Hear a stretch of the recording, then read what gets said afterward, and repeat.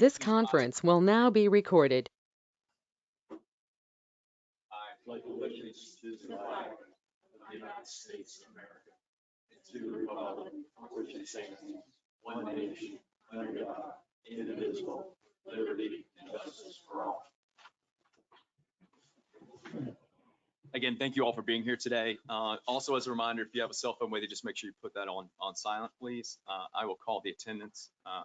In attendance today, we have Supervisor Geppert, Supervisor Banks, Supervisor Tinkle, and Supervisor Welsh. We also have District Council. We've got Business Manager. District Manager is not in attendance today. Is he dialing in? He may dial in. But he's out not feeling well today. I would imagine on the line we've got District Engineer.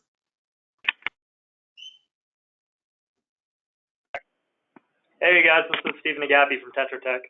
Right, Stephen. We also have Supervisor Bill Guy. I just need a motion for So moved. for special consideration. I'll second. Motion and a second. All in favor? Aye. Aye. Any opposed? And that's for full participation. Full participation. Yep. Due to special circumstances. Thank you.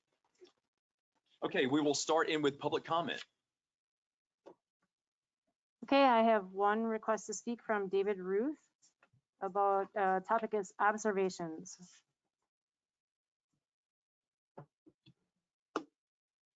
And when I get done reading this, I'm going to pass it out so everybody will have a copy of it. Thank you. Figured that would be easier than just putting it out there. Okay, let's, hello, my name is David Ruth. I live in the villas at Gateway Greens. My address is 11359 Championship Drive. I am 73 years young and retired. For over 50 years, I was a design architect. My job was to help clients and boards like yours, the Gateway Services Community Development District Board, make good decisions with regards to what needed to be done with new and existing facility projects, planned and or proposed. In my past, programming, maintenance of facilities, and land planning was a major part of how I was involved. Please understand that I am not marketing my architectural skills today. I am only here to make a few observations. Again, I am retired. My purpose today is only to help everyone involved in making the best decisions for our Gateway community. That includes the board and all the people that are here and other people that aren't here today. The first observation I have is that your budget, last time I looked at it, for the upcoming year did not include maintenance for the Gateway Commons pool. I know the 5 of you have set aside operating expenses of approximately $292,000 to keep the pool going for the next year. We appreciate that. But the pool needs an additional $250,000 for maintenance that should have been done over the past 5 years. During a March 04 meeting, a PowerPoint presentation was given by one of your staff members stating clearly that the Commons pool needs new commercial filters, estimated to be approximately $50,000.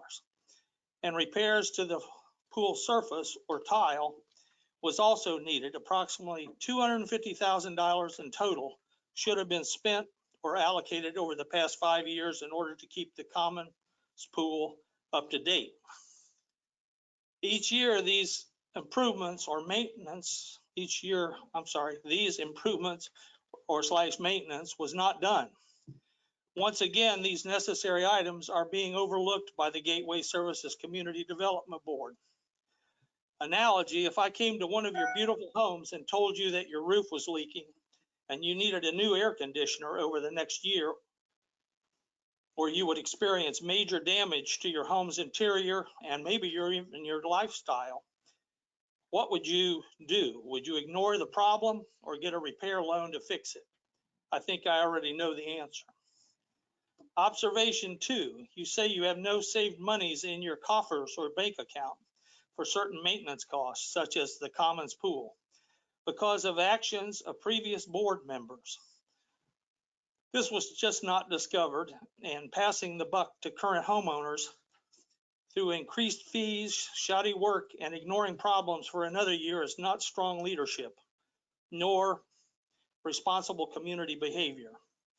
Unfortunately, some of you helped cause this money shortage problem. Observation 3, this year, this board in the July 15th meeting, which I was at, and looking at your notes, proposed and paid for a study for a new 15-acre community commons park. The master plan concept study showed a multitude of activities such as 3 tennis courts, pickleball courts, bocce ball pits, horseshoe pits, gazebos, pavilions, expanded parking, more soccer fields, and possibly a new and improved pool. Possibly. Luckily, the idea was shelved for another year or two due to proposed increases in the HOA and CDD fees, and basically because many community owners don't want or would not support any additional tax expenses for construction loans. Bottom line, many people that I have spoken with do not believe that a new park or new pool would be any better maintained or managed than the current existing Olympic-sized commons pool was or currently is. Observation 4, surveys were not administered properly. Many people did not get them in May, and new ones are due on August 22nd, 2021, 3 days from now. Results were not used to program what all people wanted in the new park, and questions were not properly asked. False decisions were used to formulate a $20,000 master plan study that the board and parks people wanted, not the Gateway community at large. The design process was flawed. Observation 5, 1,148 households exist that use the Gateway Commons pool. These numbers were taken over the past year and a half during a pandemic period. In the July 15 meeting notes, it was presented that approximately 24%, 1 in 4 of all Gateway community households use the pool. This is 1,148 households out of approximately 4,790 active water accounts or households. This information is from your building department. This board should not count Pelican Preserve households who have their own community pools and businesses because they can't use the common pool. Renters should also be counted, even though last time they were told they shouldn't be, but are not in the above number. The above numbers, by my observation, were ignored in the July 15th meeting. 1 out of 7 households use and want the commons pool, was said by board member Ed Tinkle. This was made up, not a real number thrown out during the July meeting to, I believe, intimidate or confuse the attendees that were at the July meeting to support the pool's community importance. I'm sorry. This tactic should be stopped in all future meetings. Numbers should be real, not made up. Also, the word transparency is another word that I keep hearing that should be explored and examined by this board. Games are being played, and this makes many of the Gateway community not trust that this board is looking out for all of their interests. Some local people want Wink News and attorneys to open the books, audit, and get involved. Seems like it would be just easier and less messy to just try and be open and more truthful about Gateway community funding issues. The dishonest transparency banner is an insult to all who are listening. 6, in summation, if the current board wants future support for increases in our taxes and additional charges for a pool or park pass, please maintain what we presently have. Keep the current Gateway Commons pool in good shape. Make it part of the new future park by adding $250,000 this year for the new commercial filters and the repair of the liner for this amazing community asset. Remember, this pool was one of the reasons many in the community moved into Gateway. Real estate people yearly sell this positive amenity, which strengthens everyone's property values. Please don't allow the commons pool to deteriorate just because some of you board members don't use it or value it. If you truly want to build a new pool if you truly want to build a new pool, fix the current pool and reuse the new commercial filtering system. Possibly move it or them to the new position or location in your new park, a win-win situation for all. This might help you, the board, later sell the $750,000 to $1 million price tag of the pool. Some of you have put in $507,000, but you did not include operational and maintenance fees and security fencing, access technology costs. So that's why my number's higher than yours. Again, you'll be coming back for more money if you don't put in the right amount at the beginning. Again, I believe that keeping the existing Gateway Commons pool can be a major start to the new park if maintained properly. Same goes for other community assets, which you all know: trees, sidewalk, lighting, fields, landscaping, infrastructure, ponds, roads, etc. Lastly, please note, and this is just coming from me, bad judgment, past monetary mistakes, and planned neglect is not forgivable. Thank you. Questions? Yeah. Is it David? David. You said something, and I think it was observation 4, that the survey was tainted in that it's not representative of not getting out to the people. Could you expound on that as to what you mean? Yeah, I think the way the first surveys went out, which I'm not sure how many you received, basically a lot of planning work was done, a lot of things were done, a lot of decisions were made, and it was kind of like there was some preconceptions that there was going to be a park, which the land is deeded for, and that you basically were going to do a new pool, and you were looking for things to put in the thing, but people just threw out from my understanding, what most people do is that you throw out a list of everything that people might want. Yeah, keep in mind, that's what the idea of the master plan was, but that wasn't what I was referring to. Okay. We know from our last President's Council meeting that there was a bust in the distribution of that survey. We believe we took care of that on the second one by sending it all to the proper presidents and associations. You implied that somebody didn't get these. I implied they didn't get it the first time. I don't know what they did, but they're not due until 3 days from now. I can speak to that. I'm the one who sent the survey out. The first survey was sent to the same exact distribution list as the second survey was sent to. It was also posted on our Facebook site, the same as the second survey.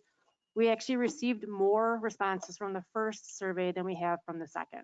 Okay, well, you can take the horse to the water, but you can't make him drink. Right. The issue I've got is that I was hoping you weren't referring to Gateway Greens and Gateway Greens not being informed. No, we filled out ours. Okay, because I was gonna say, we I'm sent just saying, out. last time I was here, there seemed to be a real Yeah, there disconnect. was some, and you have tried to Yes. fix that. well. But the information, to do this I do master planning differently. I get the right information first before I start putting lines on a piece of paper. Well, the way the survey went, I don't want to get into an argument with Yeah. you on that because I didn't particularly go along with that either. But it is and it is. It's done. The issue is, though, is I was of the opinion after that president's meeting, which was very well attended by the majority of the large communities in Gateway proper, that this next time, what happened the first time wasn't going to happen. Good examples, I believe Silver Lakes was one that said at that meeting that they didn't think they got a distribution. Well, I'm hoping they did on the second one. They did? Great. But you're saying the last meeting that everyone that in every little area. We had a President's Council meeting at Stony Brook about 2-3 weeks ago. And at that meeting, one of the issues that came up is that we do not have a good way of contacting people. I know I've worked, and Georgia here has worked on getting the names of the CAMs and the names of the presidents of these associations. Now, again, we can take and give this stuff to them, but if they don't want to send it to their residents, there's nothing we can do about it. I'm not really, But I believe we've done I believe staff has done a very good job this time of getting it out on the street. Again, I'm not people- denying that, sir. okay. I thought you were saying that there was a No. poor effort. Okay. Well, I think there's a flaw in the way things were done because I don't think anything should have been shown until the majority of people have put forth some effort to do the survey. Well, And you guys, the way you put the survey together, I believe, ask questions that could be, if you don't answer it, this is what you can infer from it. If you do answer it one way, you can infer other Okay. things. So I think there was some, well, I you know, just wanted to how it was worded, how it was done, seemed to be, you know, really I questionable. just to me. wanted to make sure that this issue of, We got it. we tried to get everybody we could to respond to the survey. I got it. Yeah, Okay. and I think Thank you. the purpose of phase one, you know, coming from a design architect's perspective is try to get as close to some conceptual ideas and then continue to validate those as we go forward. So we had to start somewhere. We did it two ways. One, we got direct information from our consultant on things that they see at other like environments to give us a starting point of here's, you know, 15, 20 items that we see pretty consistently with communities like yours that will give you a starting point. So we use that as, you know, kind of the starting point. And then we went from there to send that same information out to the residents to get their input on of these items. And, you know, you can add to it, what would you like to have? But again, the whole thing with the park is really just a phase one. It's trying to get an understanding. I'm sorry. I thought this was off. It's trying to get, you know, gauge an understanding from our residents of what they want, what they would like to have. And, you know, probably more importantly, what are they willing to pay for? Yeah. And I will say the survey, there's, you know, when we look at it, it's really kind of a mix, which is what I would imagine. It's about 50-50. You know, 50 people are in support. Actually, it's probably 20-20 or 30-30 for, against, and then there's a big population in the middle that is kind of like, I'm not really sure. I have to wait and see what the cost impact is or where we land. So, but your point around the 2 years, there's no moratorium on having this discussion. What I have said, and the board can agree or disagree, is that let's get through budget season before we continue to have conversation around the park, because there was a lot of confusion on a park cost in conjunction with this year's budget. You know, and it'll be about 2 years before any type of assessment would even hit the residents, just because it'll take that long to break ground, get funding and all that kind of stuff. I'm not as concerned with that as I am the maintenance of the existing pool. Well, And that's why the- there's not $250,000 Well- in there when you've been told that's what the pool needs to keep going. And- It's a self-fulfilling prophecy. If you don't put in the filters and you don't put in the tile and surfaces that it needs, it will erode, it will deteriorate, and then you can say easily, yeah, tear it out and we'll build another one, maybe. And we don't want that conversation. That's a decision that I agree that we do have to make, and we did talk about that. Yeah. Do we, one, fix what we have for around the 250 and get it to there, or do we build a new one for, you know, the 300 or 400,000? That number's low. You're just throwing numbers out. You know- That number's changed 4 times since I've been here. Well, Well, we don't know that's the exactly. We last- don't- we Yeah, don't- well, Well, I'm an architect, and I'm gonna tell you, it'll be $750,000 to $1 million to build a new pool and do the things that you guys have described to us what might happen. It's always might happen. well, So we're really sitting here, people who love this pool and need this pool, 1 out of 4, not 1 out of 7, believe that this pool is not being properly maintained, and the future park, everything in the future park won't be maintained either. Let's be clear on a couple things. So I'm done. over the past couple of years, we have allocated annual funds for the pool. We did remodeling to the bathrooms. A couple of years ago, we replaced equipment as far as chairs and stuff. So there's been ongoing maintenance of the pool. However, now we've hired an expert last year that has a little more expertise than maybe what we've had on staff in the past. And a couple things that happened. We're getting to the lifespan of the surface of that pool. We're also seeing some accelerated settling in the foundation. So a lot of these things you have to you identify them as you go. But I just want to be clear, we have allocated funds over the past, at least as long as I've been on the board, the last 5 years, because just about every 2 years we have a group come in and you know, they identify certain things.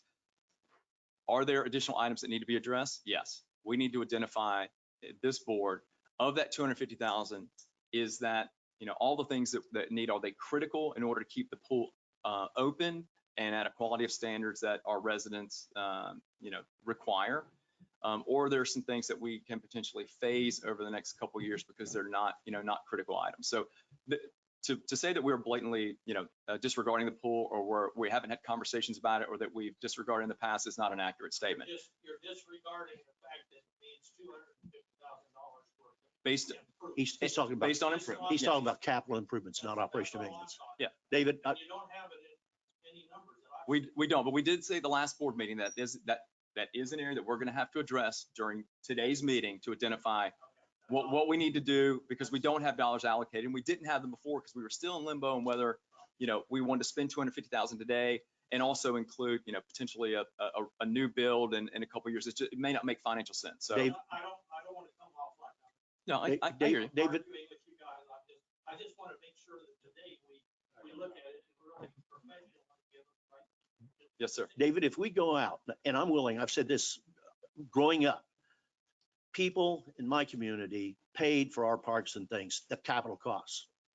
We paid for the user fees. If we'd put $250,000 or more to fix that pool, will you pay a user fee to use it and pay for that $300,000 operation cost? I thought the last meeting, I was the guy that said, the first guy to say, You would do it? I would write you a check today. How many? Your number of $300 a household, I think that needs to be payment.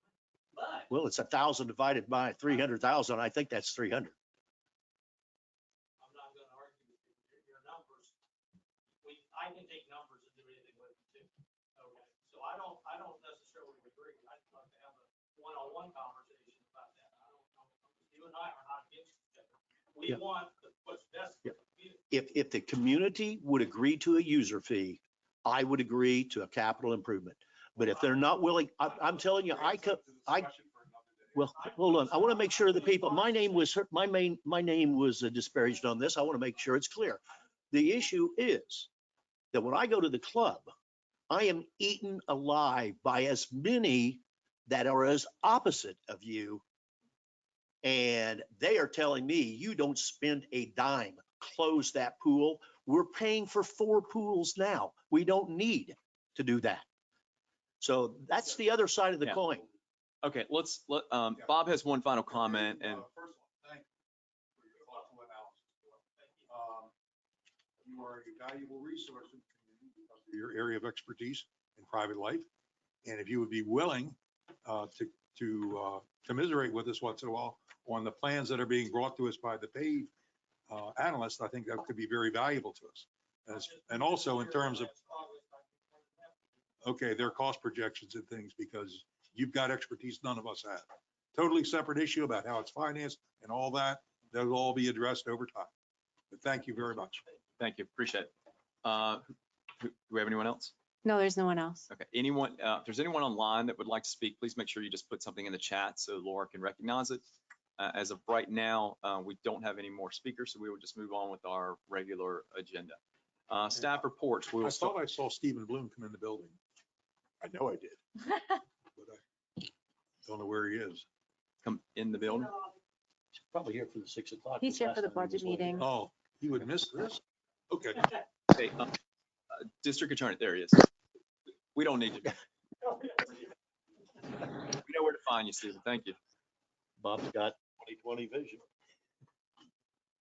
Okay, Tony. Working on various matters, reviewing the application that went in for the Pelican Reserve DRI amendment. I've heard nothing more since it was sent in by the planner. Working with the issue with regards to the Palazzo Street conveyance, waiting for the information from, the surveyors or any other entity as to that conveyance, and then we can see how that can be conveyed and work with the engineers on that. The drafted and worked with Ella and Brian, appreciate their input on the, I'll call it the template of a letter to go to the communities with regards to don't dispose of materials in the stormwater management system and don't engage in activities in conservation areas because it costs money, subjects the district to penalties and fines and enforcement actions. So I appreciate all of that. Well, no, thank you guys. Still working with Kenny on the memo to the board. We had a brief discussion about the laterals. Who's responsible for the, the laterals, the small laterals, 4-inch laterals going into the major force mains. And so we come back to the board probably in September with that analysis. Received a request with regards to the irrigation system, and looking at that from Mr. Gephardt and others in Pelican Preserve, whether bond can be utilized. Mr. Gephardt and I have talked about that. Solaro of the Corona. I'm sorry? Well, whether or not. The bond that we're going for the to talk about irrigation, in item yeah. 4. And also reviewing the plats and reviews, Kyle Cologne, C5, and normal matters, and working with L typically now has been taking those encroachment requests and doing the first draft, and she lets me edit it and critique it in red. So I appreciate it. So that's what you see in your book today. But And Mr. Chairman, we'll be talking about items 4C as we get to it. And that'll, Tony will be a big part of that too, about the release of some bonds. yeah, For Solaro Custodian. and just a number of other matters too, as they come along on a day-to-day basis, working with Chris and or Laura as necessary. So Stephen, we've got 4. Oh, one other item too is, and when Chris gets back, Mr. Chairman, is that put together the team with Stephen and Chris and Laura and whoever else we need, Danny, Stephen, for the team to do any validation going forward, because we'll need to have that kind of team approach. You talking about bond validation? Yeah, the borrowing valve, because we need to have that team gathering to. Gotta get that going. Chris comes Yeah. back, yep. Yeah, that's definitely something we need to stay on top of and expedite. And then accelerate as much as Stephen can possible. address whether we need to get a financial advisor for that, or whether we're comfortable not having an FA for that transaction. Stephen, we'll move on to engineering report. I Good know- afternoon. Stephen Agapi, Tetra Tech. On the agenda, I just have our status update.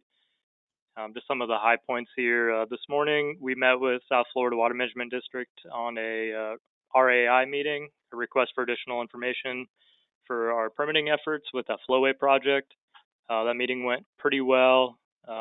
They were just asking for some more backup information for us to prove that we won't be impacting any wetlands when we lower the stage of the water during the times that we, intend to use those adjustable weirs. So it doesn't look like there's going to be any major pushback from the district on permitting. So hopefully we'll get that into them in the next week or two, and then hopefully we'll get a permit from them 30 days thereafter. We've got 2. Stephen, do you think we'll have the authorization or the permit in hand by November? Is it what I just heard? Yeah, I would think that. Yeah, I think so. Okay. Then we go out for bid. Yep. Then we would go out to bid.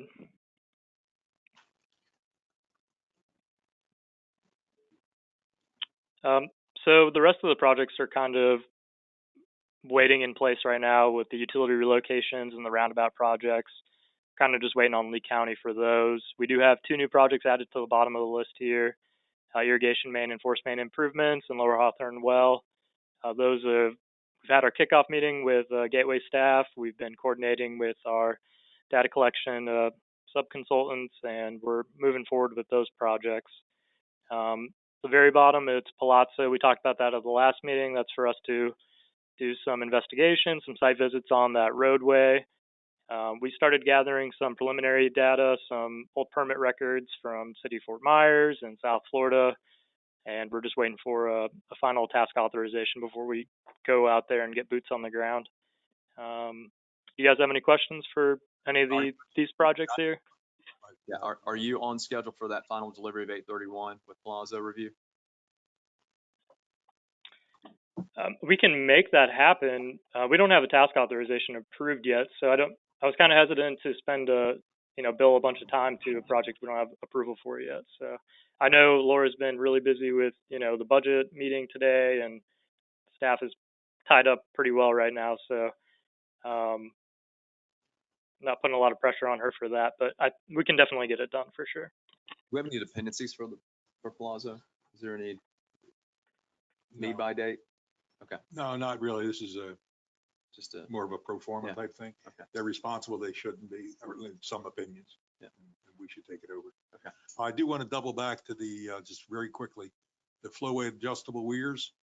Does that also include remediation for Pond 38, where they're talking about putting an adjustable weir in? I know we're talking. It relates. it's not directly tied to Pond 38. So Mike Causey emailed me today. He said you guys had a productive meeting yesterday, I think, or this morning, and Well, that came up. South Florida. But they seem to be receptive, they being South Florida.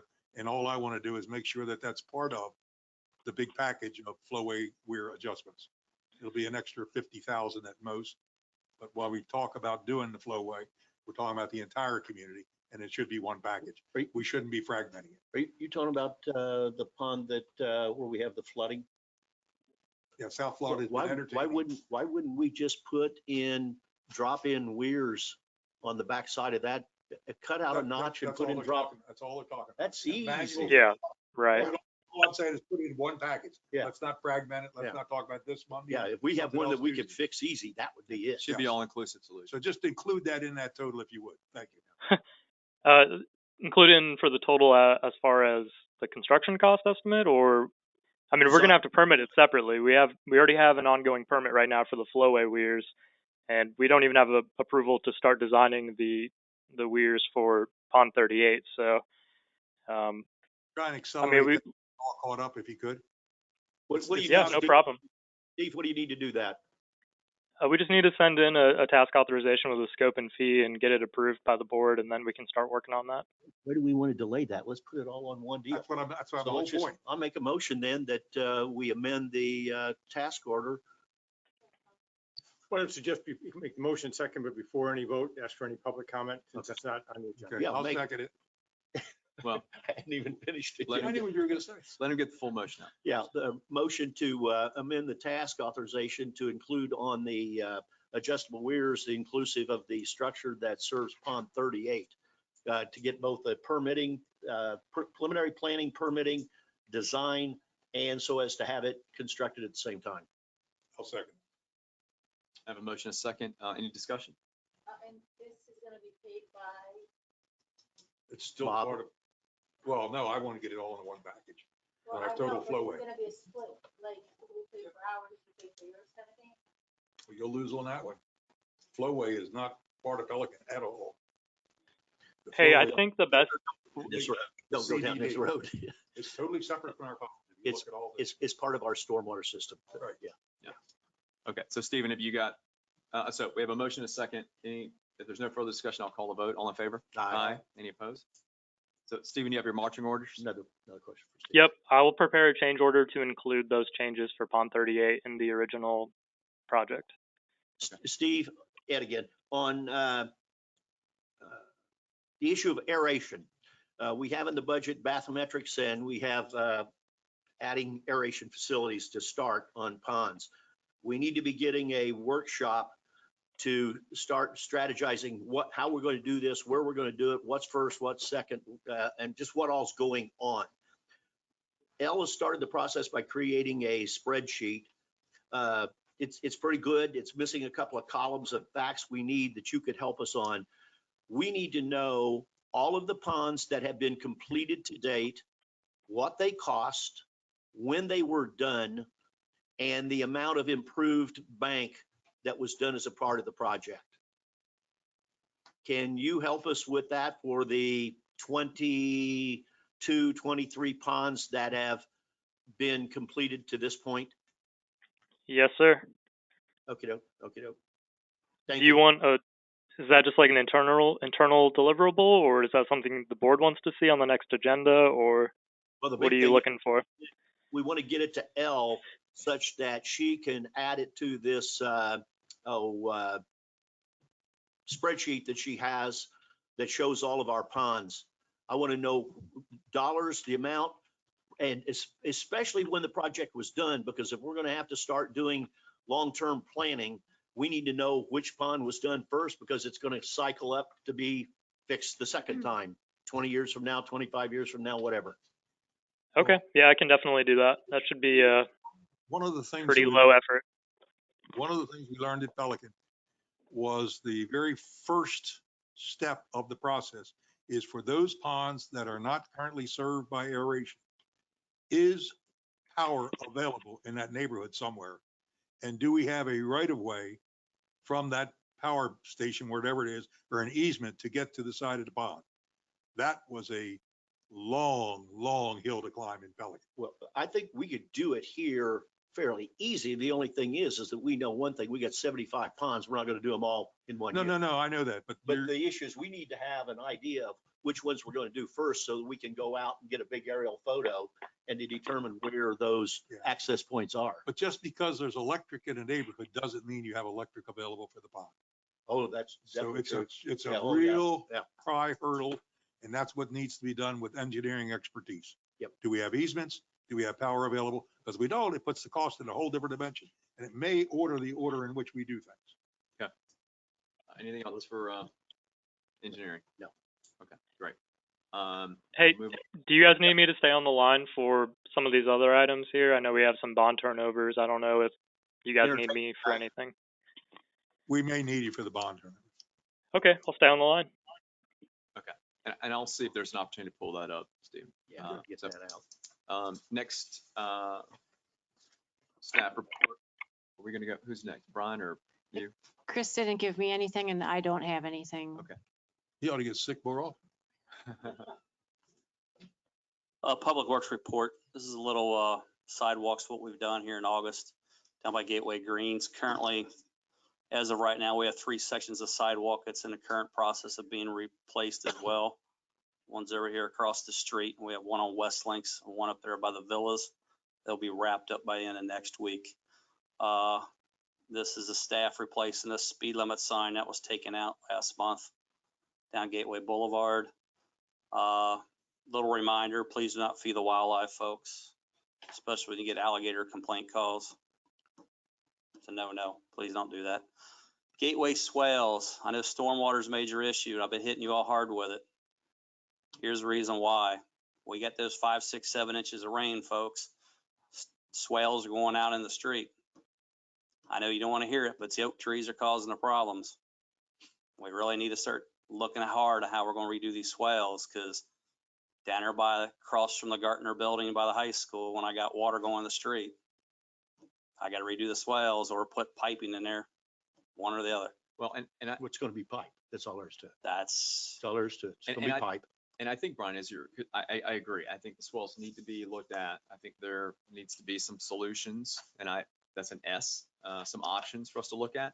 And I would even go so far as even going down Gateway Boulevard towards Stony Brook, on that right-hand side where it gets, a couple feet. That's designed that way. but that's designed that That's way. That is, designed that way. all your You can't water on touch that it. road goes over that swell for a We reason. can't do that. And you can't. They're bubble ups. It was designed that way many moons ago. Well, the problem is the bubble ups are above the grade of the. Now, that's a different story.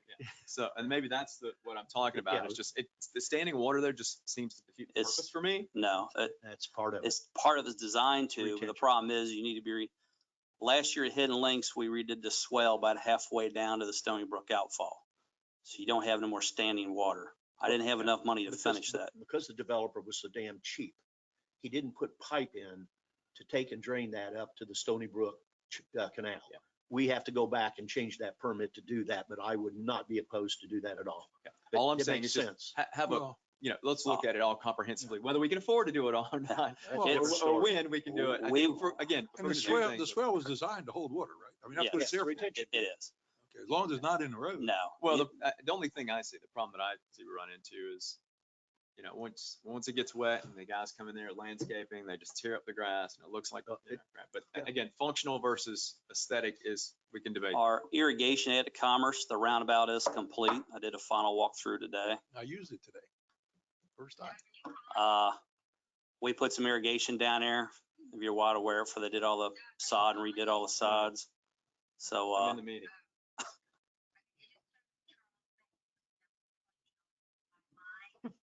Okay, I'm in a meeting. If you could just hang up, I have no idea how that happened. I apologize.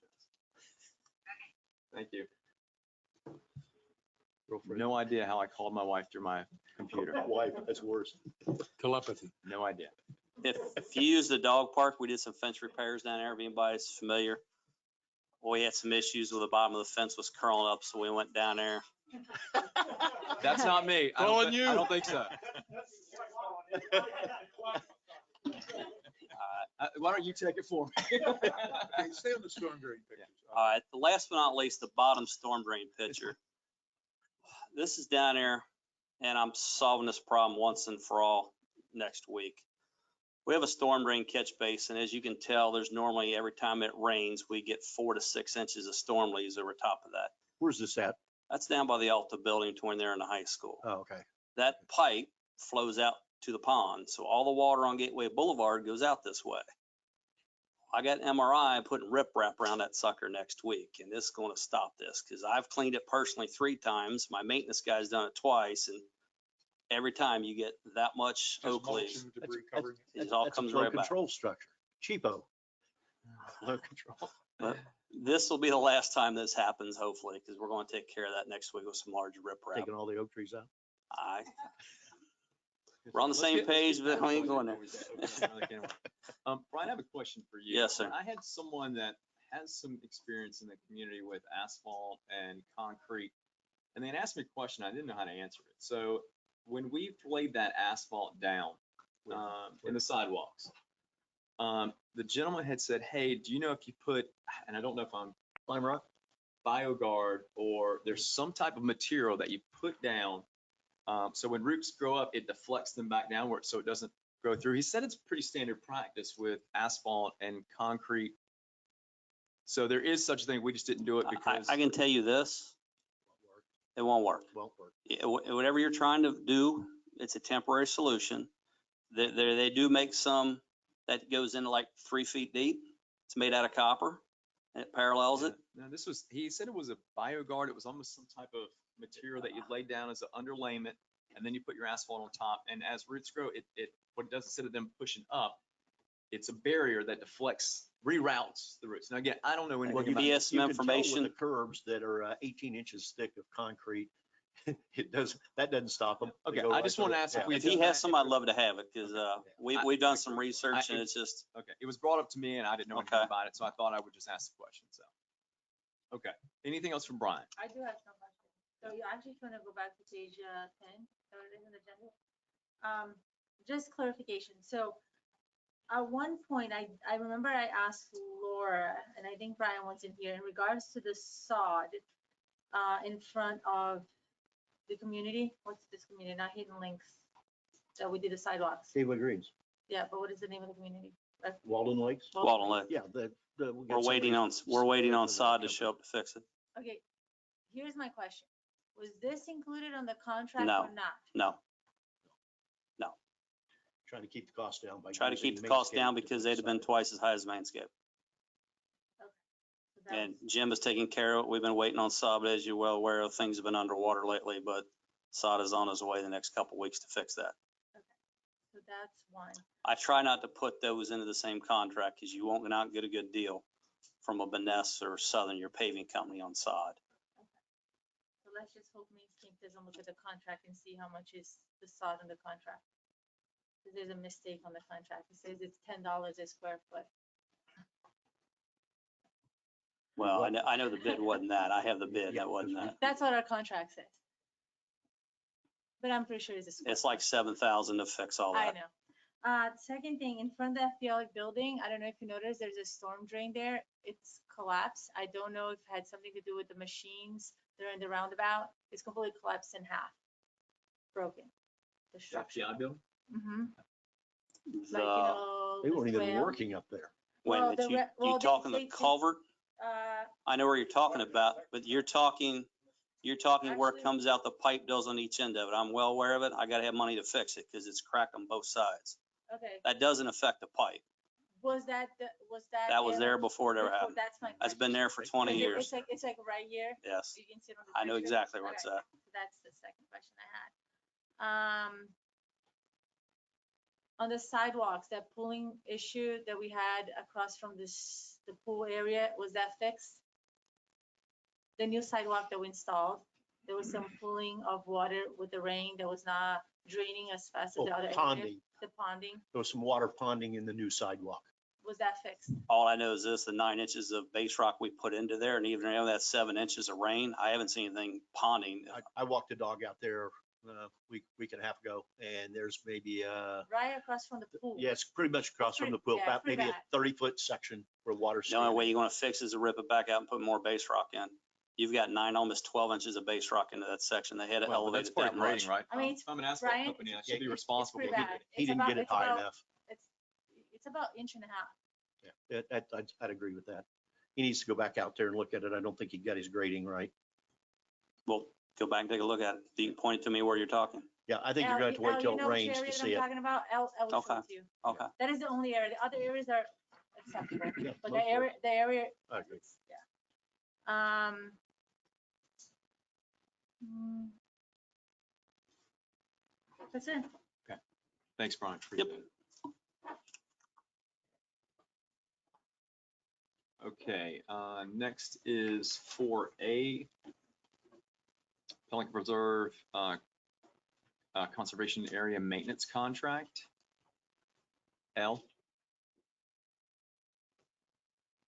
Good afternoon, Elle Harris, Gateway Services District. I worked on this with Doug Zanter and Al Slickers with the Ponds Work Group in Pelican Preserve. It has been vetted to the work group. They went over it, let me back up. We received 4 bids for the conservation area maintenance in Pelican Preserve. And you can see the numbers there before you. Obviously, Solitude Lake Management was the cheapest, but that at $196 per acre, we didn't feel like that was going to get the job done. And they also did not answer a lot of the questions in the contract as far as, current projects, past projects, so forth and so on. So the Pelican Preserve Ponds Work Group looked over this contract, all of them that came back, and they feel like they would get their best benefit with aquagenics. So that's, we are recommending.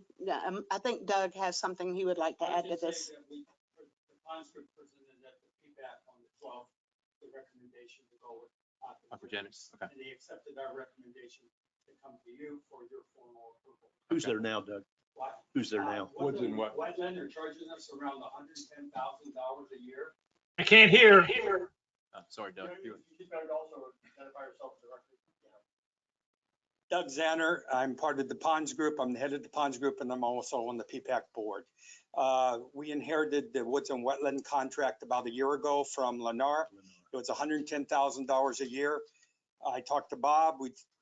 Bob Gephardt. We didn't know, is that a price reasonable? It seemed high to us.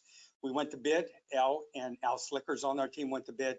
Aquagenics came back 45% less than Woods and Wetland, and we're using them today for the ponds maintenance around the banks, and they also have done some work with us in the conservation area. I think it's good. We're saving 45% on the $110,000 expense per year. I think it's good, Yeah, good job. for us. I'll make a motion that we accept the recommendation to change contracts to Aquagenics for the 2022 fiscal year.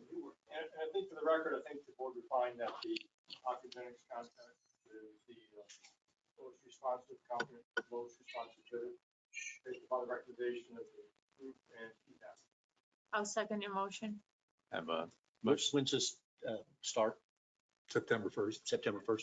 Okay. So have a motion, a second. Any further discussion? All in favor? Aye. Aye. Motion passes. If I could, I just want to add something to your discussion that you were having earlier about the grass swell along Gateway Boulevard, in particular between Hidden Links and Stony Brook. According to our environmental resource permit, that is a grassed swell for water quality treatment.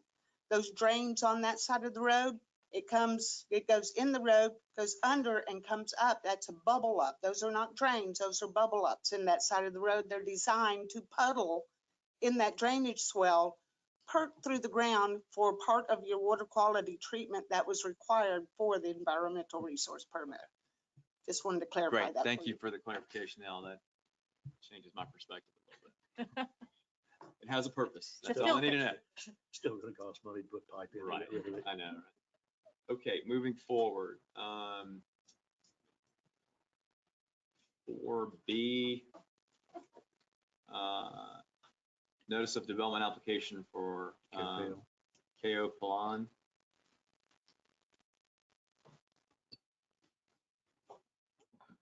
So it says the, Who's doing this? That was Chris's, and I guess, and I don't know if Steven's still on the phone, and this is the project at Griffin and Gateway Boulevard. And the recommendation is to accept and approve it, subject to my review.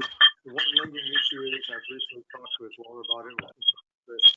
This is a project where my recollection is the developer was agreeable and amenable to providing an easement to the district for utility easement. Yes. I've not yet seen that executed document, so I think any approval would be subject to that grant. And I don't recall if there was discussions about some credits for fees. Also, I think That was between Chris and Rick Rylansky. Rylansky. So I think, encompassed within the recommendation for subject to review and approval by the district attorney, if you could also add in district manager, which would include the easement and any discussion about credits. And I'll Tony, make that motion then. then it's 220. I thought it was 215. 220. It's always 220. I don't know the numbers. I I think can, that was it. 220 is what I recall. Okay. So I thought it was 215 and they wanted to go to 231. Now then they wanted to go to 320 something of it. Okay. Yeah, I approve it with the conditions noted by the attorney. And I'll second. got any discussion? All in favor? Aye. thank you. Motion passed. Next item is release of developer performance bond. Doug, if I may, before we go to that one, Yep. anything new on C5A west of tree line? They're going great guns out there. They've got the pond in, they've sodded it, our fire hydrants are in. I'm not aware of anything new. I know the discussion was to make sure they put the multimodal path in, and the plat is here to be signed and it's been signed. So I think the board approved the plat. Okay. So I think the So chairman there has hasn't signed. been any changes. Okay, good. To my knowledge, right? I've not heard of any changes. I'm not aware of any changes either. Chris told me everything was approved and that plat was okay to sign. Have Steven, they you on the agreed phone yet to still? clean their pipes? I'm sorry? I know one issue I- was maybe was the Stevens, pipes were he's dirty still and they on. wanted us to clean them and we said no. Steven, are you Right, on? so, yep. So one of the outstanding items I think was the plat, and it sounds like that has been resolved and maybe you just need to review it, or maybe it's already been reviewed by you. As far as the plans, we were okay with everything. We had a comment for them to clean the pipe that crosses tree line prior to turnover essentially, but I think in this case, we're not really turning anything over. The way they set it up, the HOA is going to maintain pretty much everything in there. There's no utilities, and the road is going to the HOA, and the stormwater system is allegedly going to the HOA, but I wouldn't be surprised if, something similar happens like in Palazzo where, they have the homeowners association has a different opinion than the developer did. So they put language in the plat that the HOA is to maintain everything, but Gateway has access to it with the option to maintain things. Okay, are they going to so that was- provide video documentation, all their piping, clean stormwater piping, like we currently have in the manual? Yeah, yep. Well, Steven, I guess for clarification, Steven, I think you indicated there are no drainage or stormwater facilities to be conveyed by this developer to the district. That's the way they have it set up right now. Yeah. So I'll call it the point at which, in time at which the district can obtain the requested activity, that is cleaning that pipe, would be now before the board releases the plat. Because if the board has no further review or approval after this for acceptance of any conveyance facilities, or any facilities, then the opportunity may be lost. And I guess the question, Stephen, are the utilities going to be conveyed to the city of Fort Myers or to the district? City of Fort Myers. So I guess from the standpoint of I thought it was to the district. probably to the city of Fort Myers, it's in the city's service area. Yeah. Not even close to us. So I guess the Yeah, question, it's in the city. what other actions after this would the board be involved in approving any conveyance, or it sounds like none. So the only opportunity. I don't, in my opinion, I think the way they have it, it's read in the plat that there's like the opportunity for Gateway to maintain it. So Mr. Geppert's saying is that the desire is to have that storm drain cleaned now. If we are ever going to be responsible. responsible in That's any what's way, my- shape or form. I want to make sure it is clean That- from the first day they use it. That's my question. Is that, what is it, an 18 or a 24? Something like that. I don't know off the top of my head, but I mean, if this is the last thing that you think we have to hold over them, then yeah, by all means, don't give them the plat until they clean that pipe. That's fine. Is that pipe going to be their HOAs? Or is it going to be coming to us? Because if it's coming to us, I totally agree with Bob. That going thing TV'd and all that The stuff. water if comes it's- to our pond Yes. 8, I believe. The But the pipe's already there. in other words, Pipe correct? is there. Pipes there. It's been there for years, Yeah. but it's full of dirt. Yeah, well, my question is that are we going to be responsible for it in the future? Or is our responsibility start at the point it dumps in on the Right. east side? Not the flow. Well, Because I if it's hope. on the east side, why do we care? That's where I'm at with they want to leave it dirty. We won't get any water. I'm okay with that. Yeah, So I've Yeah, asked the same question, Ed. I'm not entirely certain that it's Gateway's responsibility to maintain because it's in the right of way tree line. I thought. I couldn't find any documentation where, Gateway is responsible, maintenance entity for that storm So who- pipe. It picks up some of the road drainage as well, so I'm not really sure whose responsibility that is. the easement. Well, if it crosses, if it goes under tree line, It it's does. not a platted road, it's a right of way. It's an easement or a deed. It Well, goes it's from the gonna be west side something to in the there. east side. Pardon? The pipe goes from the west side To the east side, to the east side. Correct. on the plat, whether or not we have any responsibility. One of the reasons why I'm bringing it up, Tony, is I want to make sure we don't have any surprises. Yeah, what I would suggest is as to C5, that the plat not be delivered to the developer until we have this question answered. Okay. As to the pipe under tree line, and Stephen, if you can give me the information you have on it, and whether you have ascertained any easement documents for that pipe, and whether or not it was been conveyed to the district in the past, and that, I guess that's part of the question. Well, it's been there about 15 years. So it's at probably, least. so it should have shown up on the construction plans also Yes. when they did tree line. Yeah. For some reason, that pipe was to us. And so I guess That's what I thought. so I guess the question, if it's dedicated to the district has that responsibility to maintain. Then we want it clean for sure. But if it's going, what portion will be clean? The whole thing, from the west side to the east side. If it clogs up on their Who- side. they Whoever's can't get the water responsible to it, should who be cares? clean. We shouldn't let Lennar walk free. I So, agree. but I'm a lot more interested when I think it's eventually going to come to us. Okay, so, Do you need me to hang on to that plat then? yes. Okay. Okay, thank you. Thank you. And Brian, if you don't mind, I just have a quick question for clarity, and I forgot. So just pertaining to the dog park, can you just remind me again when the cutting is? I know I heard we're doing 2 days. Is that just morning? Is it, Yeah, what's the deal with that? Cutting's typically on a Thursday, but due to the amount of rain, they'll be on Tuesdays and Thursdays, No, Mondays and Thursdays. Mondays and Thursdays, my bad. They had done it on Tuesday and they were doing it Tuesday and Friday, and Jim went out since we already have maintenance scheduled on Thursdays. It's scheduled to be closed until noon. We asked them to mow it on Monday and Thursday. So this week it was done on Tuesday. Going forward, it will be Monday and And so Thursday. how long do we need to shut the park down for? You don't have to shut it down. You can move from one side to the other. Basically, it was just like, So it's not closed. no, Oh, Basically- I got emails saying it was closed. Thursday, we do Thursdays closing till noon to do maintenance of the whole General park. maintenance. General Okay, so maintenance. Thursday till noon is general maintenance. And Monday Monday while they're just- mowing. Mondays, they might be just a mow, window you do just- one side and they can go to the other side and That's just not move. quite what I was told. Yeah, that's. Unfortunately, with the amount of rain we're Yeah. getting, we'll have to do it twice. Thank you, Brian. We appreciate that.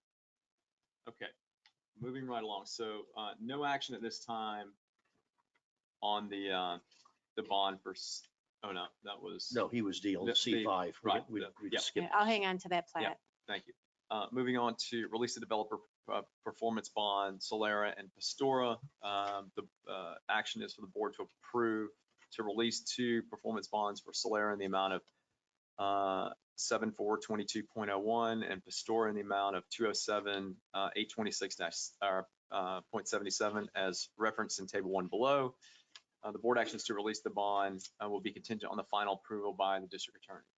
Any discussion? Yes. Yep. I have a document dated July 6th that had the Pelican Preserve Solaro numbers and the Pistoia, but it also included Carena and Matarita. And I don't know, Tony, if this is, you generate this or someone else does, but relative to Pistoia,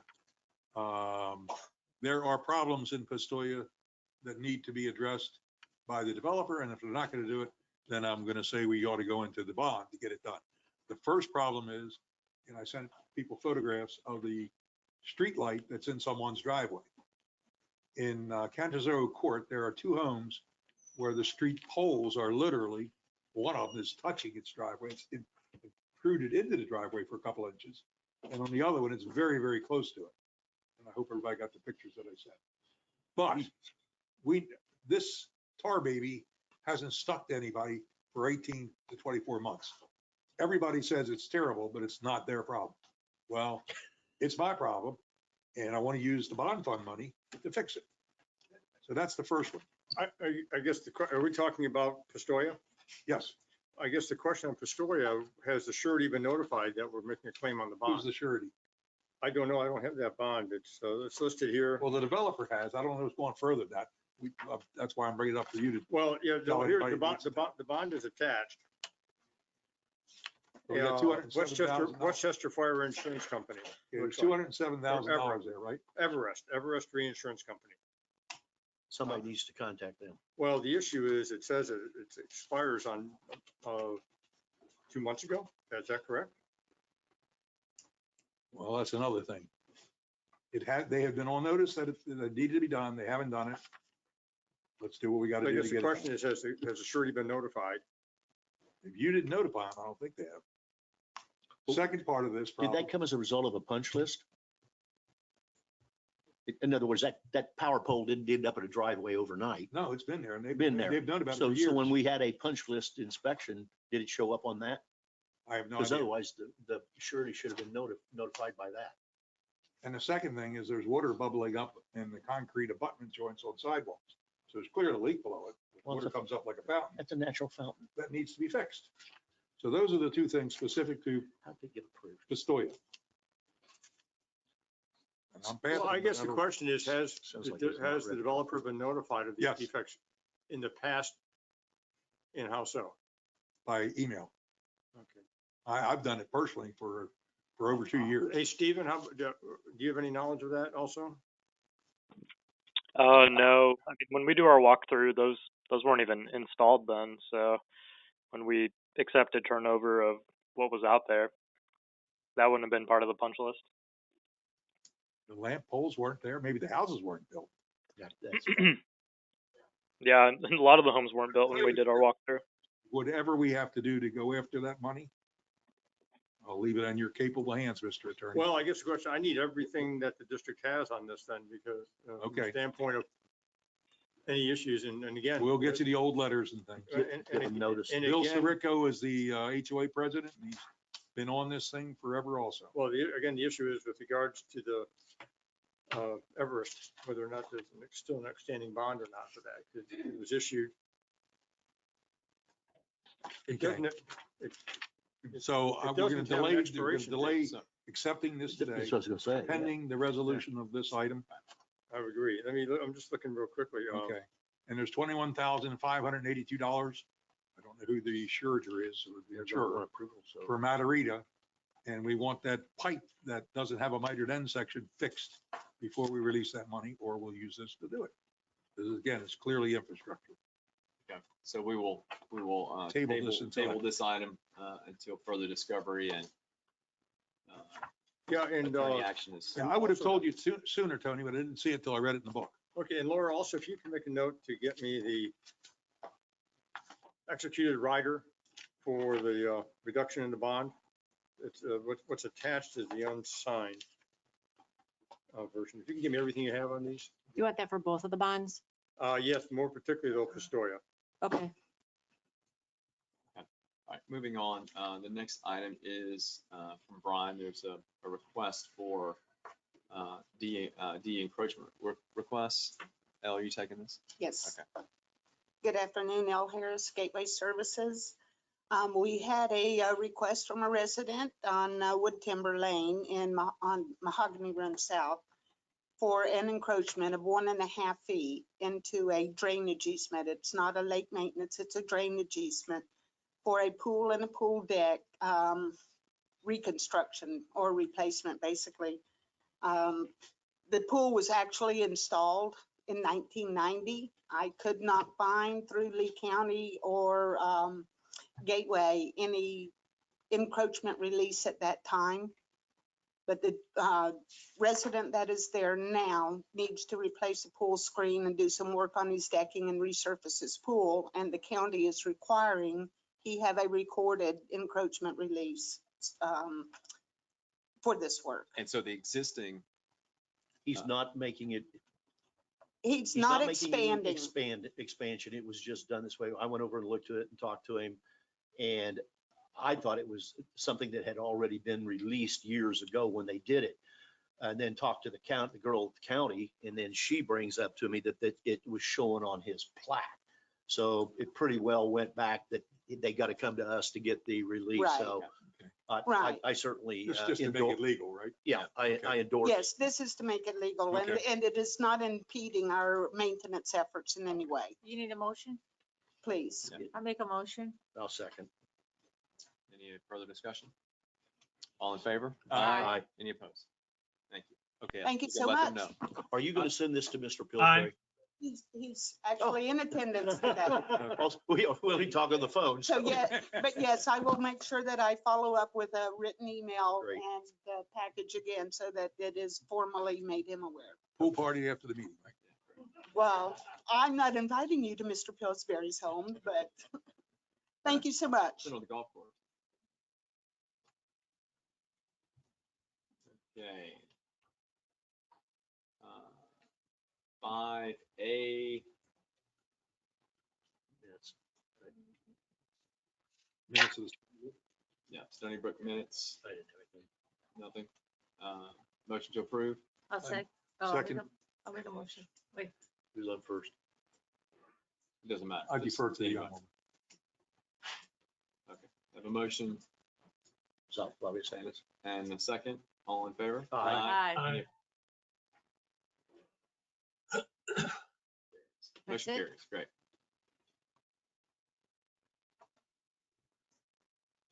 Supervisor comments is next. Yeah, is there consent,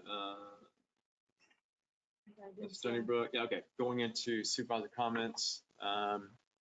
Bill, we'll start with you. Any comments for today, supervisor comments? Mr. Banks, I have a comment online. Someone is asking for an open poll of how the elected supervisors really feel about the Oaks. Okay, we will table that for maybe for a future meeting workshop or something along those lines. I'm sorry, I didn't hear that. Someone online wants a poll from the supervisors on our position on the Oaks. So we'll duly noted, we'll see if we can find an opportunity for that at a future meeting. So Bill, any supervisor comments from you today? The only one I have is that I have heard from several folks that the roundabout in front of the new Gateway High School has created an awful mess with traffic, and I don't have a solution, but we're probably going to be looking at similar situations with the few others that are being built on Gateway Boulevard, and we should be prepared for them.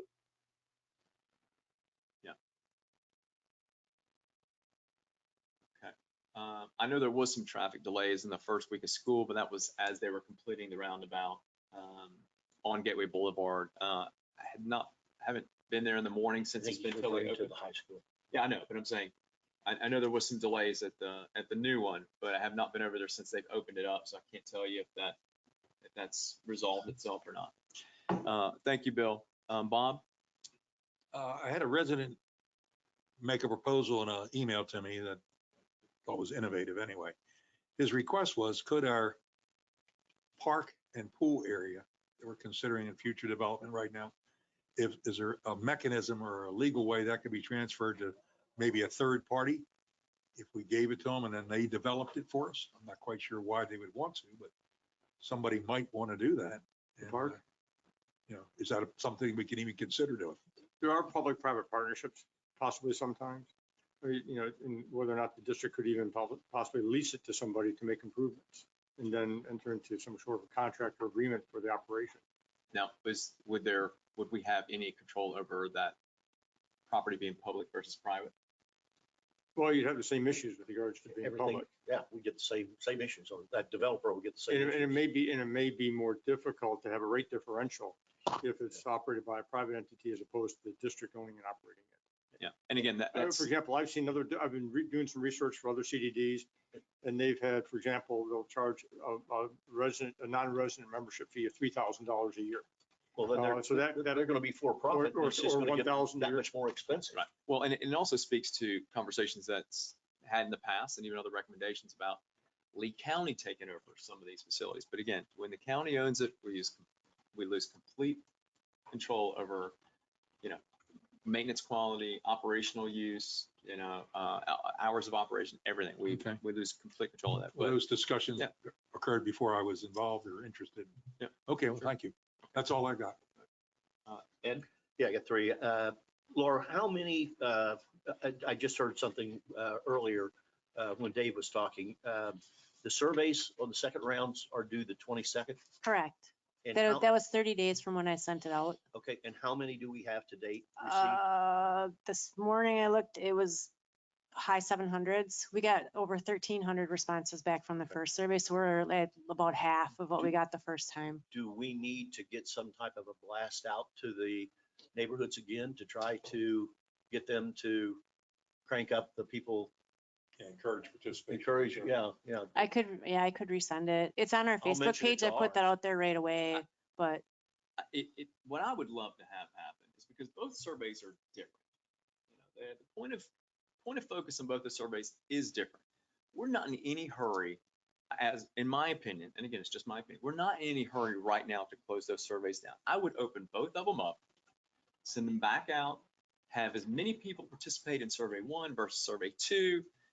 Let's have more, open discussion, and let's give it another month or two so we can try to get as many as we possibly can. Because I do think you're going to have some factions that are quick to jump on these, whether they're for or against. I think that the people that we need to touch is the moderates in the middle. That's, because they're, we need that input just as much as we need, those that are for or against. So I don't know if we should really be in a hurry right now because it's so significant of a spend and it's not going to delay us that much. When it's done August 22nd, I'd like to see what the results are and then make a determination of where we go. sure. Okay, See what it looks like. has our president's council been Yeah, we talked about offered this. to, get resident response, take it to their communities? Yeah, we talked about it. Yeah, that's where I last meeting. sent. I sent it to the President's Council and the CAM list. And Yep. just as another, again, I'm even open to having a subcommittee or a group of those that make up maybe a little bit from each, a little bit from the for and against and the moderates in the middle to maybe help drive some of these responses. Unfortunately, the problem we have is we don't have a direct mechanism with any high degree of accuracy to reach all of our residents. We all consume information differently. We're busy. We may not take time to do it. We have leaned on our President's Council and our CAMs because they have a direct line of communication to the residents. That doesn't mean people are opening their emails. We just don't, we can't operate with 100% confidence. But what I would like to see is maybe if we can get a group that has passion around it to come up with a recommendation to the board, whatever that is.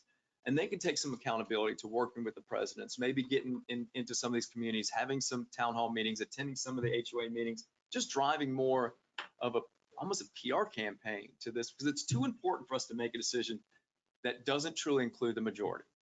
I think if you're in Gateway Greens, I can absolutely understand why you may not support this because you've got a country club and that I'm a member of. But if you're in another community where you don't have this, or if you're like me who has kids, I would love to enhance our parks and recs, but I'm not everyone, but we do have a very diverse demographic in this community. So we owe it to the residents to do our due diligence. Let's go to the choice. I can get the results of the survey and then make a decision which way we go. So that's great. It's like Doug didn't speak. I would like to keep it open. I would like you to keep it open. I would like to keep it open and Me too. encourage more and more I people don't have to a do Me it. keep it open. I want We to can see do a what the pulse results check. were when we did get to the 22nd. No problem with having check-ins. Where are we at this point? Because Let's keep it open. My Let's keep it people pushing. that are, and the line of communication I do know exists, it's called my email. And I get tons of it and almost threatening. Don't spend a dime on this. And I mean, it's big time people. And you guys don't even pay for it. No, they're not coming to us. We are, let's know make that. that very clear. Uh, This does not concern Pelican Preserve. Yeah. Okay. Sec- I'm addressing it from a gateway board position, board member position. sec- The more input I get, the better I'll feel about Yes. this. Second There- thing, Laura, I'd like to get a list of the, they brought up a deal because I've heard different numbers. I'd like just to get a list of all the people that belong to the pool. Oh, I have that. Okay, thank you. I can tell you how many people use their cards when the Yeah, last time yeah, they I'd like used to them. see that list. Second thing, or last thing, is, and I talked to Chris about this, something has got to be done with these schools, especially south. I haven't gone up to the high school. I've heard it's got a problem just on the main road. Our problem down south is that these people are not only parking and queuing on the berm, they're now queuing in the road. And my thing is that we go down there and we put up no parking signs anywhere and tell the school, this is your problem. You Well- fix it. well- Why are you making the CDD pick up the tab for your mess? And I would go so far as, having Chris coordinate both of the high school and both Elementary. high schools and the elementary. And they should have Police? law enforcement Yes, they should. during morning and afternoon to We- ensure the safety of those kids. That no Yes. one is parking on the road or on the sidewalk. I'm sorry, on the Berms. the berms, and that they're not stopping in the middle of the street. I mean, my wife tells me stories every day. Oh, they're She doing goes pick up, and it is dangerous. It is dangerous. And they agreed to do the police. And it's almost like it went in one ear and out the other. They're not doing anything. So I talked to Chris and he was going to bring it up, but I obviously not here Can you tonight, but We take we a note. need I have a to note, take yep. and have a come to Jesus with the school administration. Yeah. Because we could play hardball and just put no parking signs out there and they are going to be in real problem because there is no place for them to queue. Just no place. But that is not our problem to fix. I do not have children, but I go on Griffin or Silver Lakes, and people are constantly crossing that double yellow line and going right through where the cars are trying to turn and come out, and it's so dangerous. I can't hear. Yeah, it was just a public comment, Bill. So just echoing the fact confirming that Schools. the traffic during school hours can be dangerous. Some real safety So citing an example. That's all I had. Okay, Flavia. Just one thing, I guess I forgot this about Brian. Thank you for taking care of that Silver Lakes flooding road. Much better. Thank you for the photo. How bad was it? 12-inch pipe was blocked. Totally? Not totally, but 90? 85%. Okay. That's next year's budget, but I ain't got there. Okay.